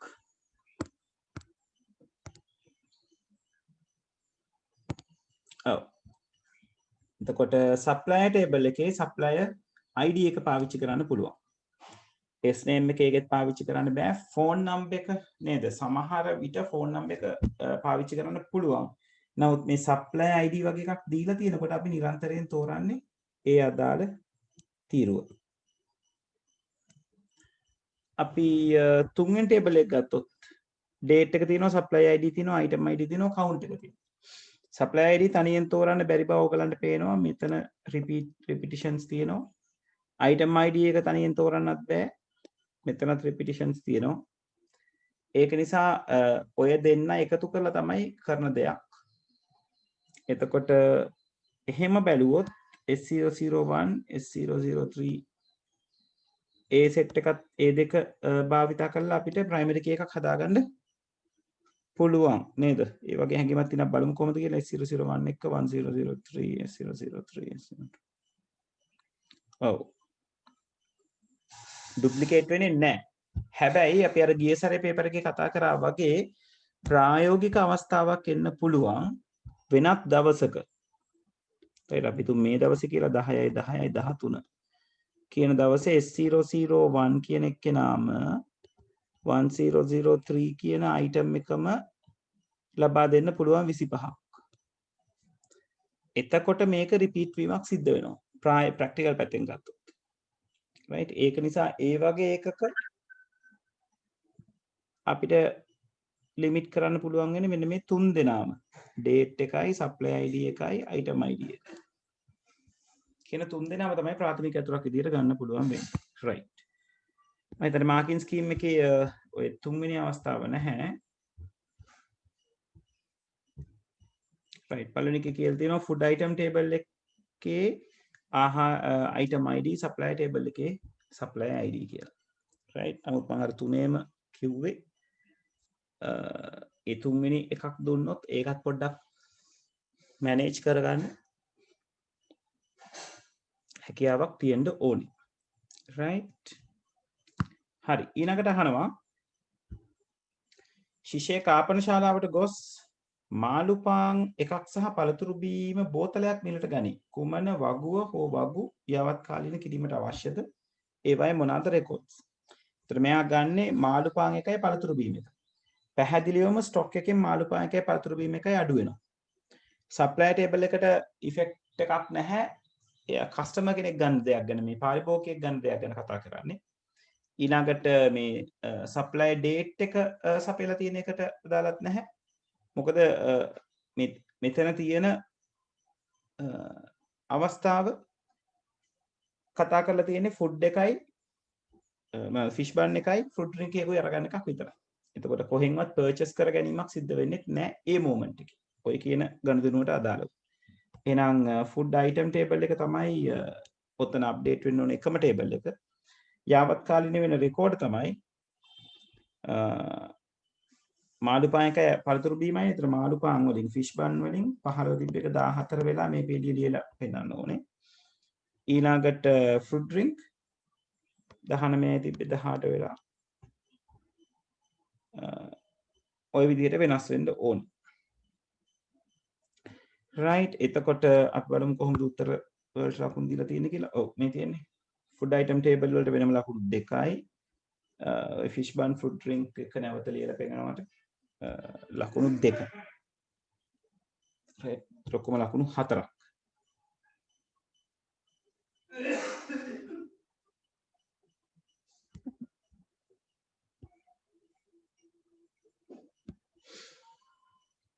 right.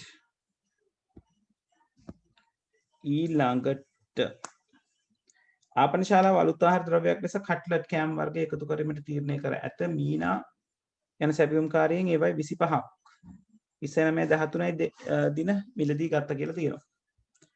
එතකොට එතනදී මොන වගේද යාවත් කාලනි කිරීමට අවශ්‍ය වේද අදාළ වගවල ඇතුළු කිරීමට අවශ්‍ය වන නව රෙකෝඩ් ලියා දක්වන්න. එතකොට මීනා කියලා කියන්නේ අලුත් එක්ක එන්නකෝ බලන්න අපිට. ඔව් බලමු මීනා ඉන්නවද කියලා. ඔව් මීනා ඉන්නවා. S002 කියන්නේ මීනා.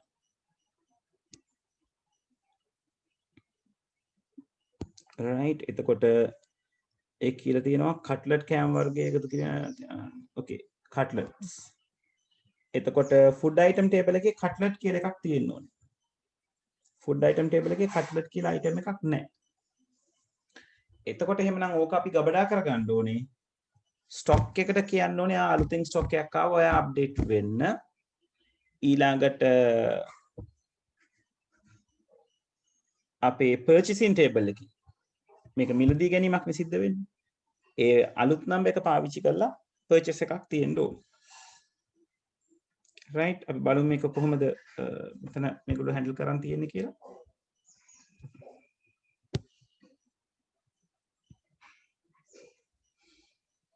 right. මේ තියෙන්නේ food item table එකේ හා purchase table එක ඔය දෙකම ඊළඟට B part එකේ කියලා තියෙන food item table at the following record ආහාර 1006 කට්ලට් 25යි. ඇයි 1006 කියලා ගත්තේ? කට්ලට් එකක් අපි ගාව තිබ්බේ නැති නිසා. ඒතර ඒක අලුත් කෑමක්. ඒ කියන්නේ අලුත් primary key එකක්. primary key field value එකක්. right. ඊළඟට අනිත් දෙවෙනියට ඕකේ කරපු තැන purchase table එක අරගත්තයින් පස්සේ මොකද වෙන්නේ? purchasing එක කරයින් පස්සේ 29/13 වැටලා 5002 1625 කියන ටික වැටෙනවා. ඒ කියන්නේ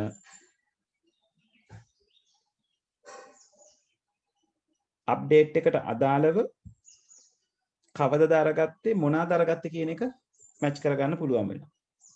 එතකොට මෙතන අපි අරගත්තොත් මම මෙයාගේ පහළ ලිව්වොත් ඒක කොහොමද කියලා මෙතන ලියවෙන්න ඕනේ 1006යි කට්ලට් 25යි ස්ටොක් එකක් 25යි.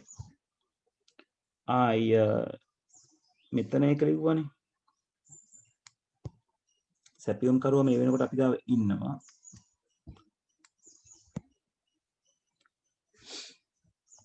right. එතකොට දවස් තමයි 20/9/13.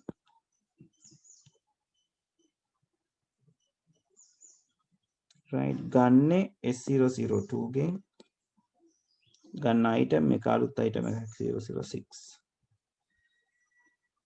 මෙතන අරගන්නවා 25ක් කියලාගේ නේද? ඔව් 25ක්. right. ඔය විදිහට යාවත් කාලින සිදුවීම් වෙන්න ඕනේ. තේරුණාද?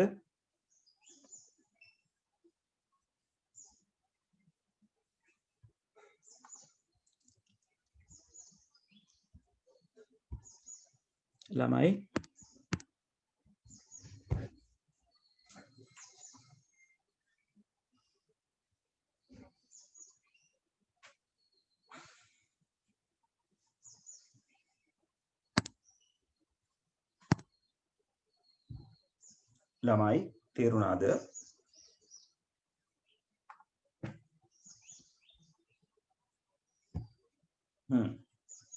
කට්ටියට කම්මැලිද අද?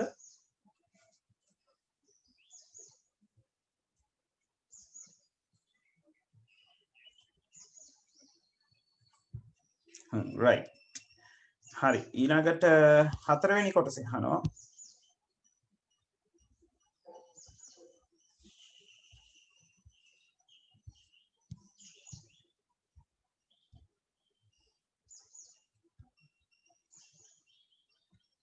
ඒ කොටස් තුනයි තියෙන්නේ නේද?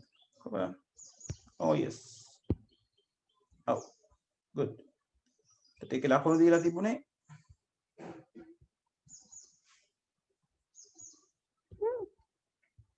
පළවෙනි කොටසට ලකුණු 2යි, දෙකේ A කොටසට ලකුණු 2යි, දෙකේ B කොටසට ලකුණු 2යි. yes. මෙතන tables දෙක ලියනවට ලකුණු 2යි, record දෙක ලියනවට ලකුණු 2යි. ඔය ටික කියලා තමයි ලකුණු 10 හැදිලා තිබුණේ. හරි. හතරවෙනි ප්‍රශ්නේ කරාද? කවුද හතර කරේ?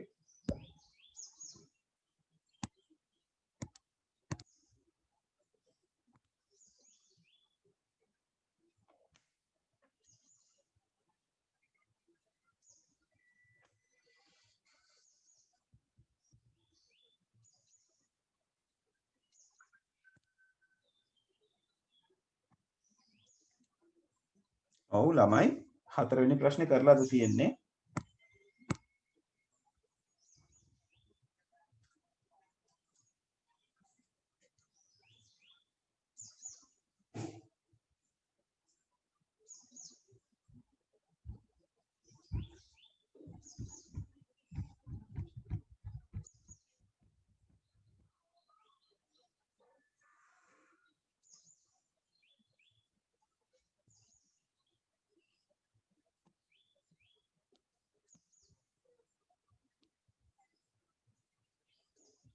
ළමයි හතරවෙනි ප්‍රශ්නේ කරලාද නැද්ද? කොහොමද කට්ටිය? තත්සරණී දිව්‍යා කළේ නැහැ. right okay. තත්සරණීත් කළා නැද්ද? right හරි. එතකොට දෙන්නම දෙවෙනි ප්‍රශ්නේ හතරවෙනි ප්‍රශ්නේද අතහැරලා තියෙන්නේ?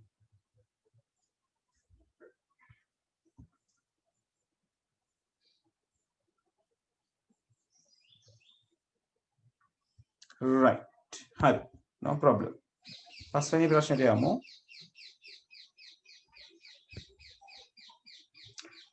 සම්පාදකයක් හා අර්ථ වින්‍යාසයක් අතර මූලික වෙනස. මූලික වෙනස තමයි සම්පාදකය කරන්නේ ප්‍රභවකේතයේ source code එකේ අපි ලියන Pascal code එක කියලා ගත්තොත් source code එකේ සම්පූර්ණ source code එකම සම්පූර්ණ ප්‍රභවකේතයම එකවර යන්ත්‍රකේතයක් බවට පරිවර්තනය කරනවා compile. ඊට පස්සේ ඒක ක්‍රියාත්මක කරලා බලන්න පුළුවන් වැරදි තියෙනවාද කියලා. හැබැයි ඉන්ටර්ප්‍රිටර් පරිවර්තකයා කියන එක්කෙනා අර්ථ වින්‍යාසකයා කියන එක්කෙනා එයා ඔක කරන්නේ පේලියෙන් පේලිය. right? එක පේලියක් කියවනවා ප්‍රෝග්‍රෑම් එකේ ඒක මැෂින් කෝඩ් එකට පරිවර්තනය කරනවා. තව පේලියක් කියවනවා මැෂින් කෝඩ් එකට පරිවර්තනය කරනවා. right? වැඩේ ටිකක් කරදරකාරී වුණාට මේක අර සම්පූර්ණ කෝඩ් එකම රන් වෙලා ඉවර වෙනකන් සිටිය යුතු නැහැ. වැරද්දක් හම්බෙච්ච එකම නතර කරන්න පුළුවන්. කළා කියන්න පුළුවන් රයිට් වැරද්ද හදන්න. ඊට පස්සේ ආයෙසරයක් ඉන්ටර්ප්‍රිට් කරලා බලන්න කියලා. ඔය දෙක තමයි ඕකේ තියෙන ප්‍රධාන වෙනස්කම් දෙක. අපි බලමු මේකල කියලා තියෙන විදිහ.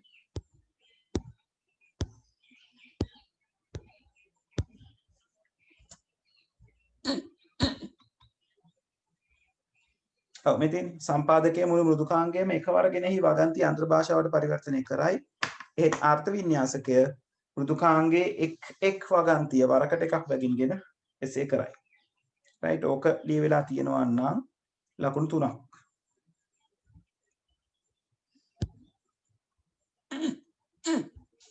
ළඟට දෙවෙනි කොටසේ අහලා තියෙනවා ශීතකරණයක ඇති පළතුරු යුස පානය කිරීම සඳහා ගැලීම් සටහනක් පහක් දැක්වේ. එහි ස්ථාන 6ක ලේබල් A to F දක්වා ගැලීම් සංකේත දක්වා නොමැත. එම ලේබල් වලට අදාළ සංකේතයන් දක්වන්න. මේක හරි ලේසි නේද? ලේබල් ලියා ඒවා අදාළ සංකේතය ඇඳීම් පමණක් ප්‍රමාණවත් වේ. එතකොට මුලින්ම කතා කරලා තියෙනවා ආරම්භය. ආරම්භය අපි දන්නවා ඕවල් ෂේප් එකක් තියෙන කියලා නේද? ඒ විදිහට ඕවල් ෂේප් එකක් තියෙනවා. මුළු තැන්කට යන්න ශීතකරණය අරින්න අඹයුෂ තිබේද?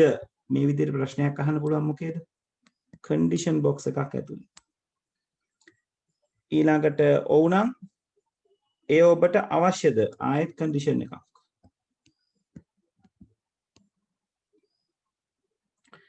ඊළඟට ඒ පාරම ගියොත් විෂ බෝතල එළියට ගන්න. වීදුරුවක් ගන්න විෂ වීදුරුවට දමන්න. බෝතල ශීතකරණය තබන්න, ශීතකරණය වසන්න, විෂ පානය කරන්න, වීදුරුව සෝදා බීරමින් තබන්න. අවසානයේ කියන කෙනා බොහොම පැහැදිලි ඕවල් ෂේප් එකක්. right. ඒතර මෙතනත් අවසානයක් තියෙනවා. එයත් පැහැදිලිවම ඕවල් ෂේප් එකක්. මෙතන වෙනත් විෂ වර්ග තිබේද? නෝ පාත් එකෙන් ආවම වෙනත් විෂ වර්ග තිබේද කියලා ප්‍රශ්නයක් අහනවා නම් ඒකත් කන්ඩිෂන් බොක්ස් එකක් විදිහට තමයි අරගන්න තියෙන්නේ. right. එතකොට හරි ලේසි. ආරම්භ අවසානයේට ඕවල්ස් 3යි, කන්ඩිෂන් බොක්ස් 3යි. ඔව් ඉතින් AEF කියන තුන් දෙනා ඕවල් ෂේප් එක ඇතුලේ BCD කියන තුන් දෙනා BCD කියන තුන් දෙනාව ඩයගොනල් ෂේප් එකකින් අරගන්න පුළුවන්. එතකොට ලකුණු භාගය ගානේ ඕකට දීලා තියෙන්නේ මේකට ලකුණු 3යි, ඕවල් ෂේප් එකට ලකුණු 3යි, ඩයගොනල් ෂේප් එකට නැත්නම් ඩයමන්ඩ් ෂේප් එකට ලකුණු 3යි. right. ඒ දෙවෙනි ගාන දෙවෙනි කොටස හරි තුන්වෙනි කොටස hand tracing part එකක් තියෙන නේද කොහොමද? ගැලීම් සටහන අඳින්න තියෙන හරි ලේසි. කොහමද සූඩෝ කෝඩ් එක දිහා බලන් ගැලීම් සටහන අඳින්නේ? පටන් ගන්නව නේද? start. ඒක නැහැ සූඩෝ කෝඩ් එකේ. input temperature.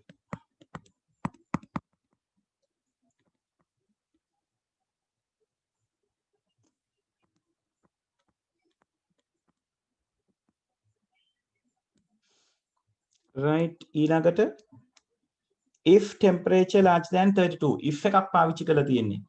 ඒ කියන්නේ අපිට උවමනා වෙනවා condition එකක්, condition box එකක්. ඒකෙත් yes තියෙනවා no තියෙනවා. අහන්නේ temperature 32කට වඩා අඩුද වැඩිද කියලා.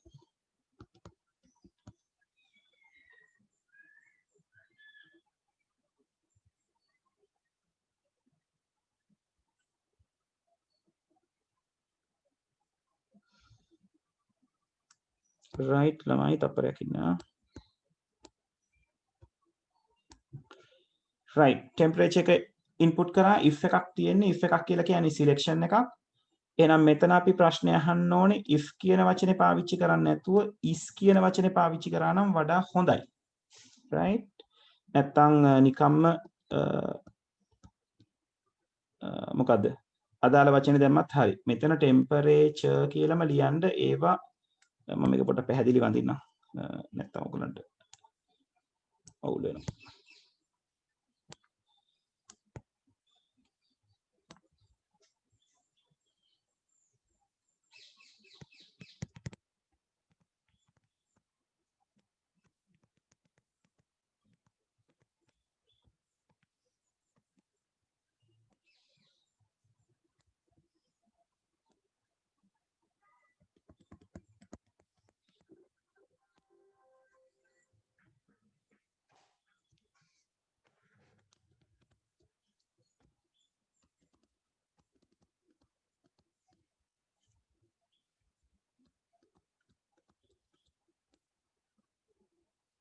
right. මේක සිංහල පේපර් එකෙත් ඉංග්‍රීසියෙන් තිබුණනේ උෂ්ණත්වය. මෙතන කියලා තියෙනවා උෂ්ණත්වය කියලා නේද? එතකොට උෂ්ණත්වය ආදානය කරන්න.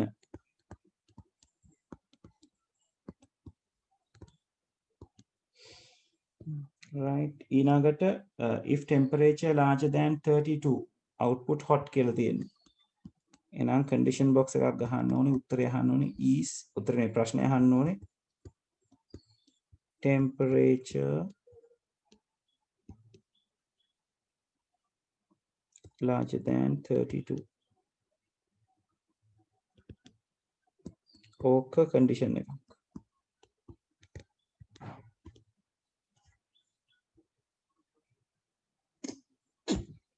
ඒකේ yes පැත්තක් තියෙනවා, no පැත්තක් තියෙනවා. ඒතර yes පැත්තෙන් ගිහිල්ලා තියෙන්නේ output hot. එහෙනම් මෙතන output hot උණුසුම්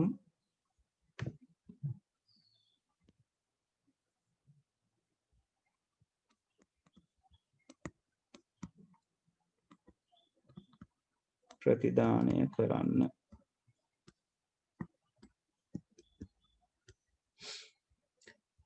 ඒකේ no පැත්තෙන් කියලා තියෙනවා else එකක්. ඒක ඇතුලේ තව if එකක් තියෙනවා. එහෙනම් මේ no පැත්තෙන් යන කෙනාට ආයිසරයක් condition එකක් අහු වෙනවා. ඒකේ හැල් තියෙන temperature එක 20ට වඩා වැඩිද කියලා. ඒතර මෙතන අහන්න ඕනේ is temperature larger than 20 Celsius.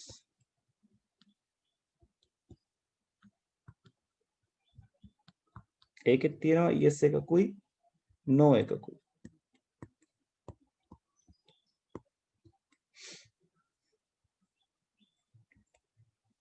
right ඒක yes නම් output average කියලා තියෙනවා.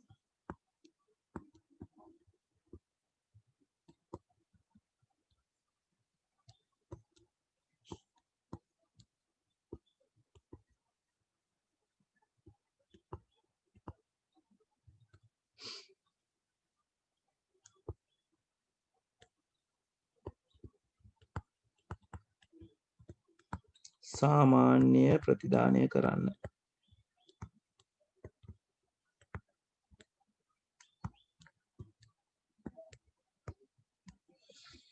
හරි ඒකේ no පැත්තට කියලා තියෙනවා output cold else එකේ කියලා තියෙනවා output cold එහෙනම් මේක තියෙන්නේ සීතලයි.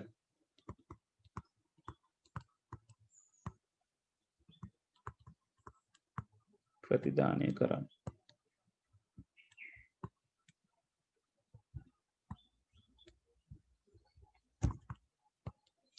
ඊට පස්සේ යාවත් end if වෙනවා.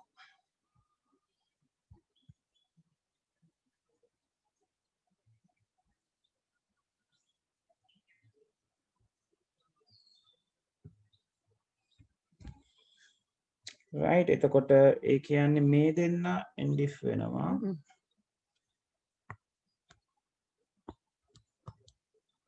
ඊට පස්සේ end වෙන්න පුළුවන්. මෙතනිනුත් උණුසුම් පැත්තෙන් ගියයින් පස්සේ මෙහෙම ඇවිල්ලා මෙතනට කනෙක්ට් වෙන්න පුළුවන්. හරි පැහැදිලිද?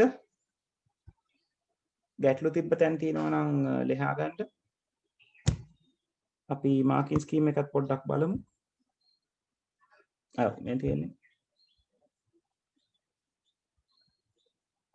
ඒගොල්ලෝ එකක් කියලා එකක් අරගෙන තිනවා. ඔව් නැත පැත්ත අරගෙන තිනවා. උණුසුම් ප්‍රදානය කරන්න නැත.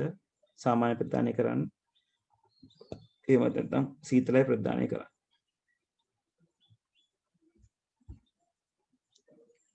right ඔය විදිහට ඇඳලා තියෙනවා නම් සම්පූර්ණ ලකුණු ගන්න පුළුවන්. ලකුණු 4යි ඒකට.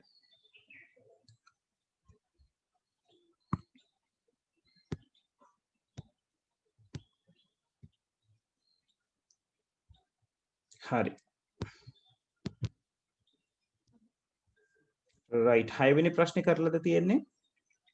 ෆ්ලෝ chart එක ඇඳ ගන්න ඉඩ ඕන වෙලාව ඕනේද? ඕනනම් කියන්න. right 6 වෙනි ප්‍රශ්නේ.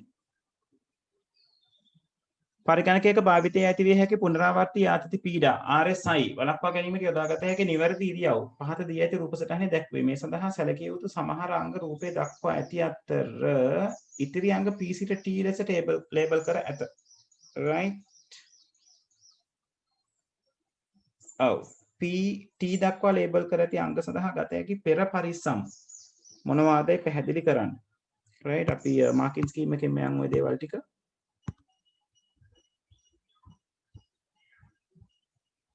right P කියලා පෙන්නලා තියෙන්නේ S වල දුර S සහ ස්ක්‍රීන් එක අතර තියෙන දුර. ඒතර කියන්න ඕනේ S කෙලින් එහෙමත් නැත්නම් තිරයේ සුදුසු දුර ප්‍රමාණයකින් තබා ගැනීම. ඊළඟට Q දාලා තියෙන්නේ බෑකප් සපෝට් එකට නේද? පුටුවේ ඇන්දට. ඒතර ඒකට අදාළව කියන්න ඕනේ නේද? පිටුපසට ආධාරකයක් සහිතව අසුනක් භාවිතා කිරීම නැත්නම් පිටකොන්ද ඍජුව තබා ගැනීම උදව් කිරීම. ඊළඟට පෙන්නලා තියෙනවා R කියන එක නේද? ඒක අර නිවැරදි උස සම්බන්ධයෙන් කතා කරලා තියෙනවා. right සුදුසු නිවැරදි උසක් සහිත අසුනක් භාවිතා කිරීම. S කියන කට්ටිය S කියන එක කතා කරලා තියෙනවා පාදයේ නිවැරදිව තබා ගැනීම සඳහා පාද ආධාරකයක් භාවිතා කිරීම. කියන්නේ බිම ගෑවෙන්නේ නැත්නම් පුටු ඉඳගත්තම කකුල් දෙක පාද ආධාරකයක් භාවිතා කරන්න ඕනේ. එහෙම නැත්නම් හරියටම පොළවේ කකුල් දෙක තියාගෙන වැඩ කරා කියලා ගැටලුවක් වෙන්නේ නැහැ. ඊළඟට chair with appropriate height ඒකත් ඇත්ත.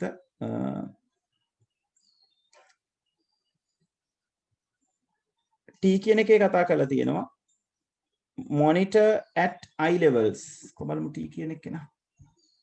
ඔව් එතකොට මේ T කියන එක නයිනේ මෙතන උඩ. ඒතර monitor එකයි eye level එකයි monitor එකට පහත් මේ S2කට පහලින් monitor level එක තියෙන්න ඕනේ. right ඔන්න ඔය දේවල් ටිකට අදාළව තමයි කතා බහ කරලා තිබුණේ. එතකොට කවුරු හරි කෙනෙක් මීට වඩා වෙනස් උත්තර ලියලා තියෙනවා නම් මට කියන්න දැනගන්න පුළුවන්.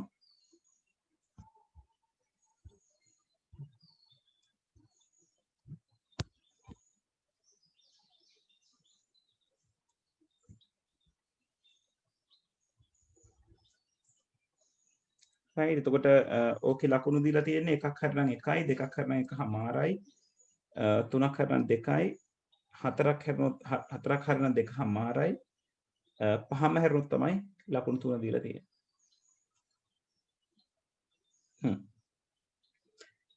right ඊළඟට ටෙලිමෙඩිසින් ගැන මොනවා හරි දෙයක් අහලා තියෙනවා. ඔව් පහක් දක්වා ඇති ශාස්ත්‍ර තොරතුරු හා සංනිවේදන තාක්ෂණයේ භාවිතය කෙටියෙන් පැහැදිලි කරන්න ඔබගේ පිටුරේ එක ශාස්ත්‍රයට එක් උදාහරණයක් බැගින් සපයන්න. ටෙලිමෙඩිසින් වල concepts ගොඩක් තියෙනවා. ටෙලි සර්ජරි තියෙනවා, emergency ටෙලිමෙඩිසින් තියෙනවා, right home health systems තියෙනවා. ඊළඟට observe patient in distance කියන එක තියෙනවා. right ඔය කියන දේවල් ගොඩක් තියෙනවා. ඊළඟට රජයෙන් පුරසෙන්ට ලබා දෙන සේවා පැත්ත ගැන ගත්තම government to citizen service විශේෂයෙන්ම කාලය ඉතුරු කිරීම සහ ඕනෑම වෙලාවක ඕනෑම තැනක ඉඳලා access කරගන්න පුළුවන් කම තිබීම right ඔය වගේ හේතු අපිට දක්වන්න පුළුවන්. අපි බලමු මාකින් ස්කීම් එකේ මොන දේවල් තියෙන්නේ කියලා.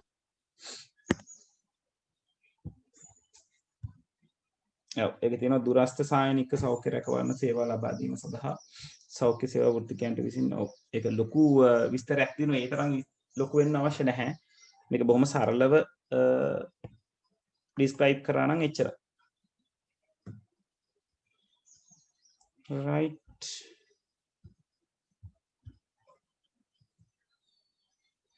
ඔයලාට G to G services ගැන කතා කරලා තියෙනවා.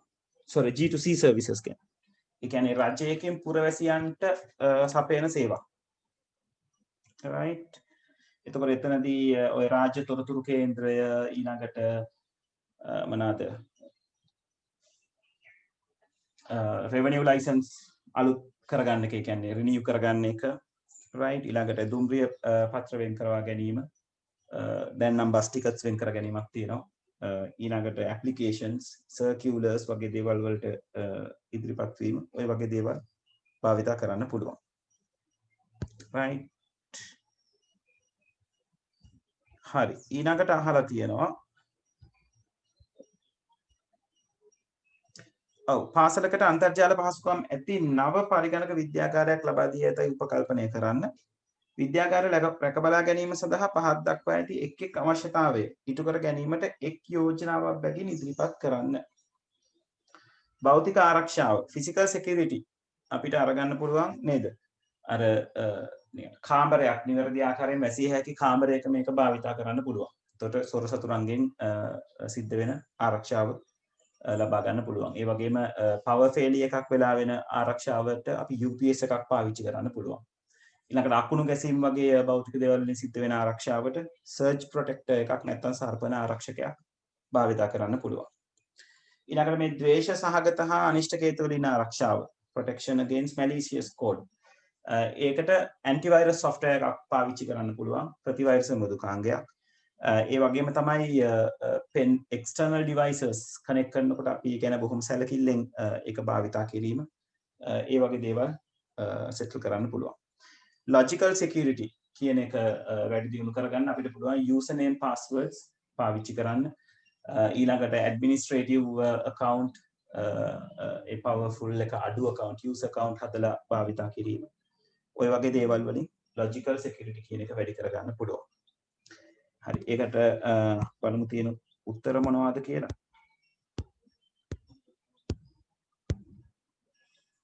ඔව් ඉතින් විද්‍යාගාරයේ දොර ජනෙල් වලට ආරක්ෂිත අගුළු යොදා ආරක්ෂාවතර කිරීම, මුරකරුවෙක් යෙදීම, UPS CCTV, අකුණු සන්නායක, වෝල්ටියතා ස්ථාවරක වගේ දේවල් වලින් සංඥා අරගෙන අදාළ තත්ත්වය report කර ගැනීම. ඊළඟට B එකට තියෙන ඇන්ටිවයිරස් software එකක් ඊට පස්සේ අනවශ්‍ය දැන්වීම වළක්වන pop-up වළක්වන කොහොම හරි ඒකත් ඇන්ටිවයිරස් software එකේම integration කරලා තමයි දැන් තියෙන්නේ. logical ඒවට මුරපද භාවිතය සහ backup ළඟ තබා ගැනීම. right ඔය දෙක භාවිතා කරන්න පුළුවන්. ඒතර ලකුණු වැටලා තියෙන්නේ පළවෙනි explanation එකට ලකුණු 3යි. දෙවෙනි explanation එකේ 1 mark for each application explanation and 1 mark for each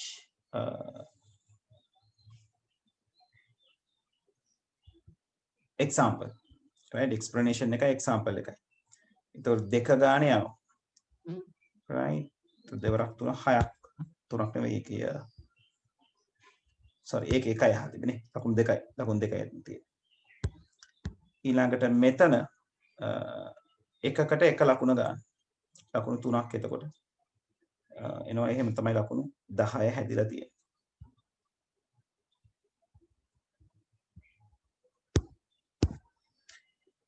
හරි පේපර් එකේ අන්තිම ප්‍රශ්නේ 7 වෙනි ප්‍රශ්නේ. පාසලේ පුස්තකාලය සඳහා පරිගණක තොරතුරු පද්ධතියක් සකස් කර දෙන ලෙස නසීර්ට ඔහුගේ ගුරුවරයා පවසයි. එම පුස්තකාල තොරතුරු පද්ධතිය සැකසීමට නසීර් කළ ක්‍රියාකාරකම් P සිට U ලෙස ලේබල් කර දක්වා ඇත. යෝජිත නව පුස්තකාල තොරතුරු පද්ධතිය සම්බන්ධයෙන් නසීර් විසින් සැලකිය යුතු ශක්‍යතා ප්‍රරූප දෙකක් ලියන්න. ඔව් ඒක ඔයගලන්ට අස් කරන්න පුළුවන්. ශක්‍යතා ප්‍රරූප කිව්වම අපි කතා කරනවා ඒ කියන්නේ අපි ඉස්සර සිලබස් එකේ කතා කරා operational feasibility ඊළඟට technical feasibility economical feasibility එහෙම කියලා කතා කරා. නමුත් දැන් ඒක නෑ නිසා ඒ කොටස මග අරින්න පුළුවන්.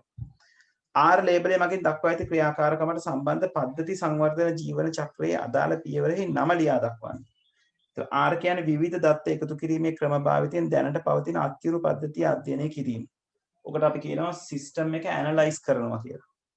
right පද්ධතිය විශ්ලේෂණය කරනවා කියලා.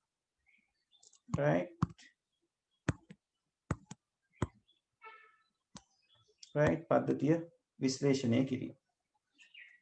ඊළඟට කියලා තියෙනවා CR ලේබලයේ මගේ දක්වා ඇති ක්‍රියාකාරකම ඉටු කිරීමට දත්ත එකතු කිරීම සඳහා නසීරට භාවිත කළ හැකි ක්‍රම දෙකක්. ඔව් ක්‍රම ගොඩක් තියෙනවා නේද? ඉන්ටර්විව්ස් තියන්න පුළුවන්. ඊළඟට ඔබ්සර්ව් කරන්න පුළුවන්. ඒ යමක් සිද්ධ වෙන ආකාරය බලා සිට තීරණ අරගන්න පුළුවන්. ඊළඟට questionnaires quizzes දෙන්න පුළුවන්. ඔය වගේ ගොඩක් දේවල් තියෙනවා. මෙතන කියලා තියෙනවා සම්මුඛ සාකච්ඡා, නිරීක්ෂණ, ලිපිගොනි පරීක්ෂාව, ප්‍රශ්නාවලි වගේ දේවල් භාවිත කරනවා කියලා. ඊළඟට D part එකේ කියලා තියෙනවා T ලේබලයේ මගින් දක්වා ඇති ක්‍රියාකාරකමට සම්බන්ධ පද්ධති සංවර්ධන ජීවන චක්‍රයේහි අදාළ පියවරෙහි නම ලියා දක්වන්න. T කියන්නේ තෝරාගත් පරිගණක භාෂාවක් භාවිතයෙන් පරිගණක ක්‍රමලේඛයක් ලිවීම. ඕක අපිට අයිති වෙන්නේ SDLC එකේ කෝඩින් නැත්නම් පද්ධතිය ගොඩනැංවීම කියන පේස් එකට. right එතකොට ඒකට අදාළව තමයි උත්තරේ වෙන්න ඕනේ කේතකරණය, ක්‍රමලේඛන ලිවීම, මෘදුකාංග සංවර්ධනය. right ඊළඟට අහලා තියෙනවා U label එක මගින් දක්වා ඇති ක්‍රියාකාරකම් සම්පූර්ණ කිරීමෙන් නසීර්ට කළ හැකි කාර්යයන් ලියා දක්වන්න. U කියන්නේ ක්‍රම ලේඛකයේ පරීක්ෂා කිරීම සඳහා නව පුස්තකාල තොරතුරු පද්ධතිය ක්‍රියාත්මක කිරීම. එතන මේගොල්ලෝ කියලා තියෙන U label එක මගින් දක්වා ඇති ක්‍රියාකාරකම් සම්පූර්ණ කිරීමෙන් පසු නසීර්ට කර හැකි කාර්යයක්. ඔව්. ක්‍රම ලේඛකයේ පරීක්ෂා කිරීම සහ ඔව් මෙතන දෙකක් තියෙනවා. ක්‍රම ලේඛකයේ පරීක්ෂා කිරීම සහ නව පුස්තකාල තොරතුරු පද්ධතිය ක්‍රියාත්මක කිරීම. ඒ කියන්නේ ටෙස්ට් කරන එකයි ඩිප්ලොයි කරන එකයි. නේද? පිහිටුවන එකයි දෙකම මෙතන තියෙනවා. ඊට පස්සේ යාට කරන්න පුළුවන් වෙන්නේ ඒක මේන්ටේන් කිරීම. රයිට් නඩත්තු කරගෙන යෑම තමයි කරන්න පුළුවන් වෙන්නේ. රයිට් ඒක නිසා උත්තරේ පද්ධති නඩත්තුව දෝෂ නිරාකරණය පද්ධති අවශ්‍ය වෙනස්කම් සැපීම ඔය වගේ උත්තර දීලා තියෙනවා. එතකොට පළවෙනි A කොටසට එක ලකුණක් කොහොමත් හම්බ වෙනවා ඔයගලන්ට. ඊළඟ ඒවට තිබුණේ B කොටසට එක ලකුණයි. C එකේ දෙකක් අහලා තිබ්බා. ඒකට භාගේ එක ලකුණක් දෙන්න ඕනේ. D වල එකයි අහලා තිබ්බේ එක ලකුණයි. E වල එකයි අහලා තිබ්බේ එක ලකුණයි.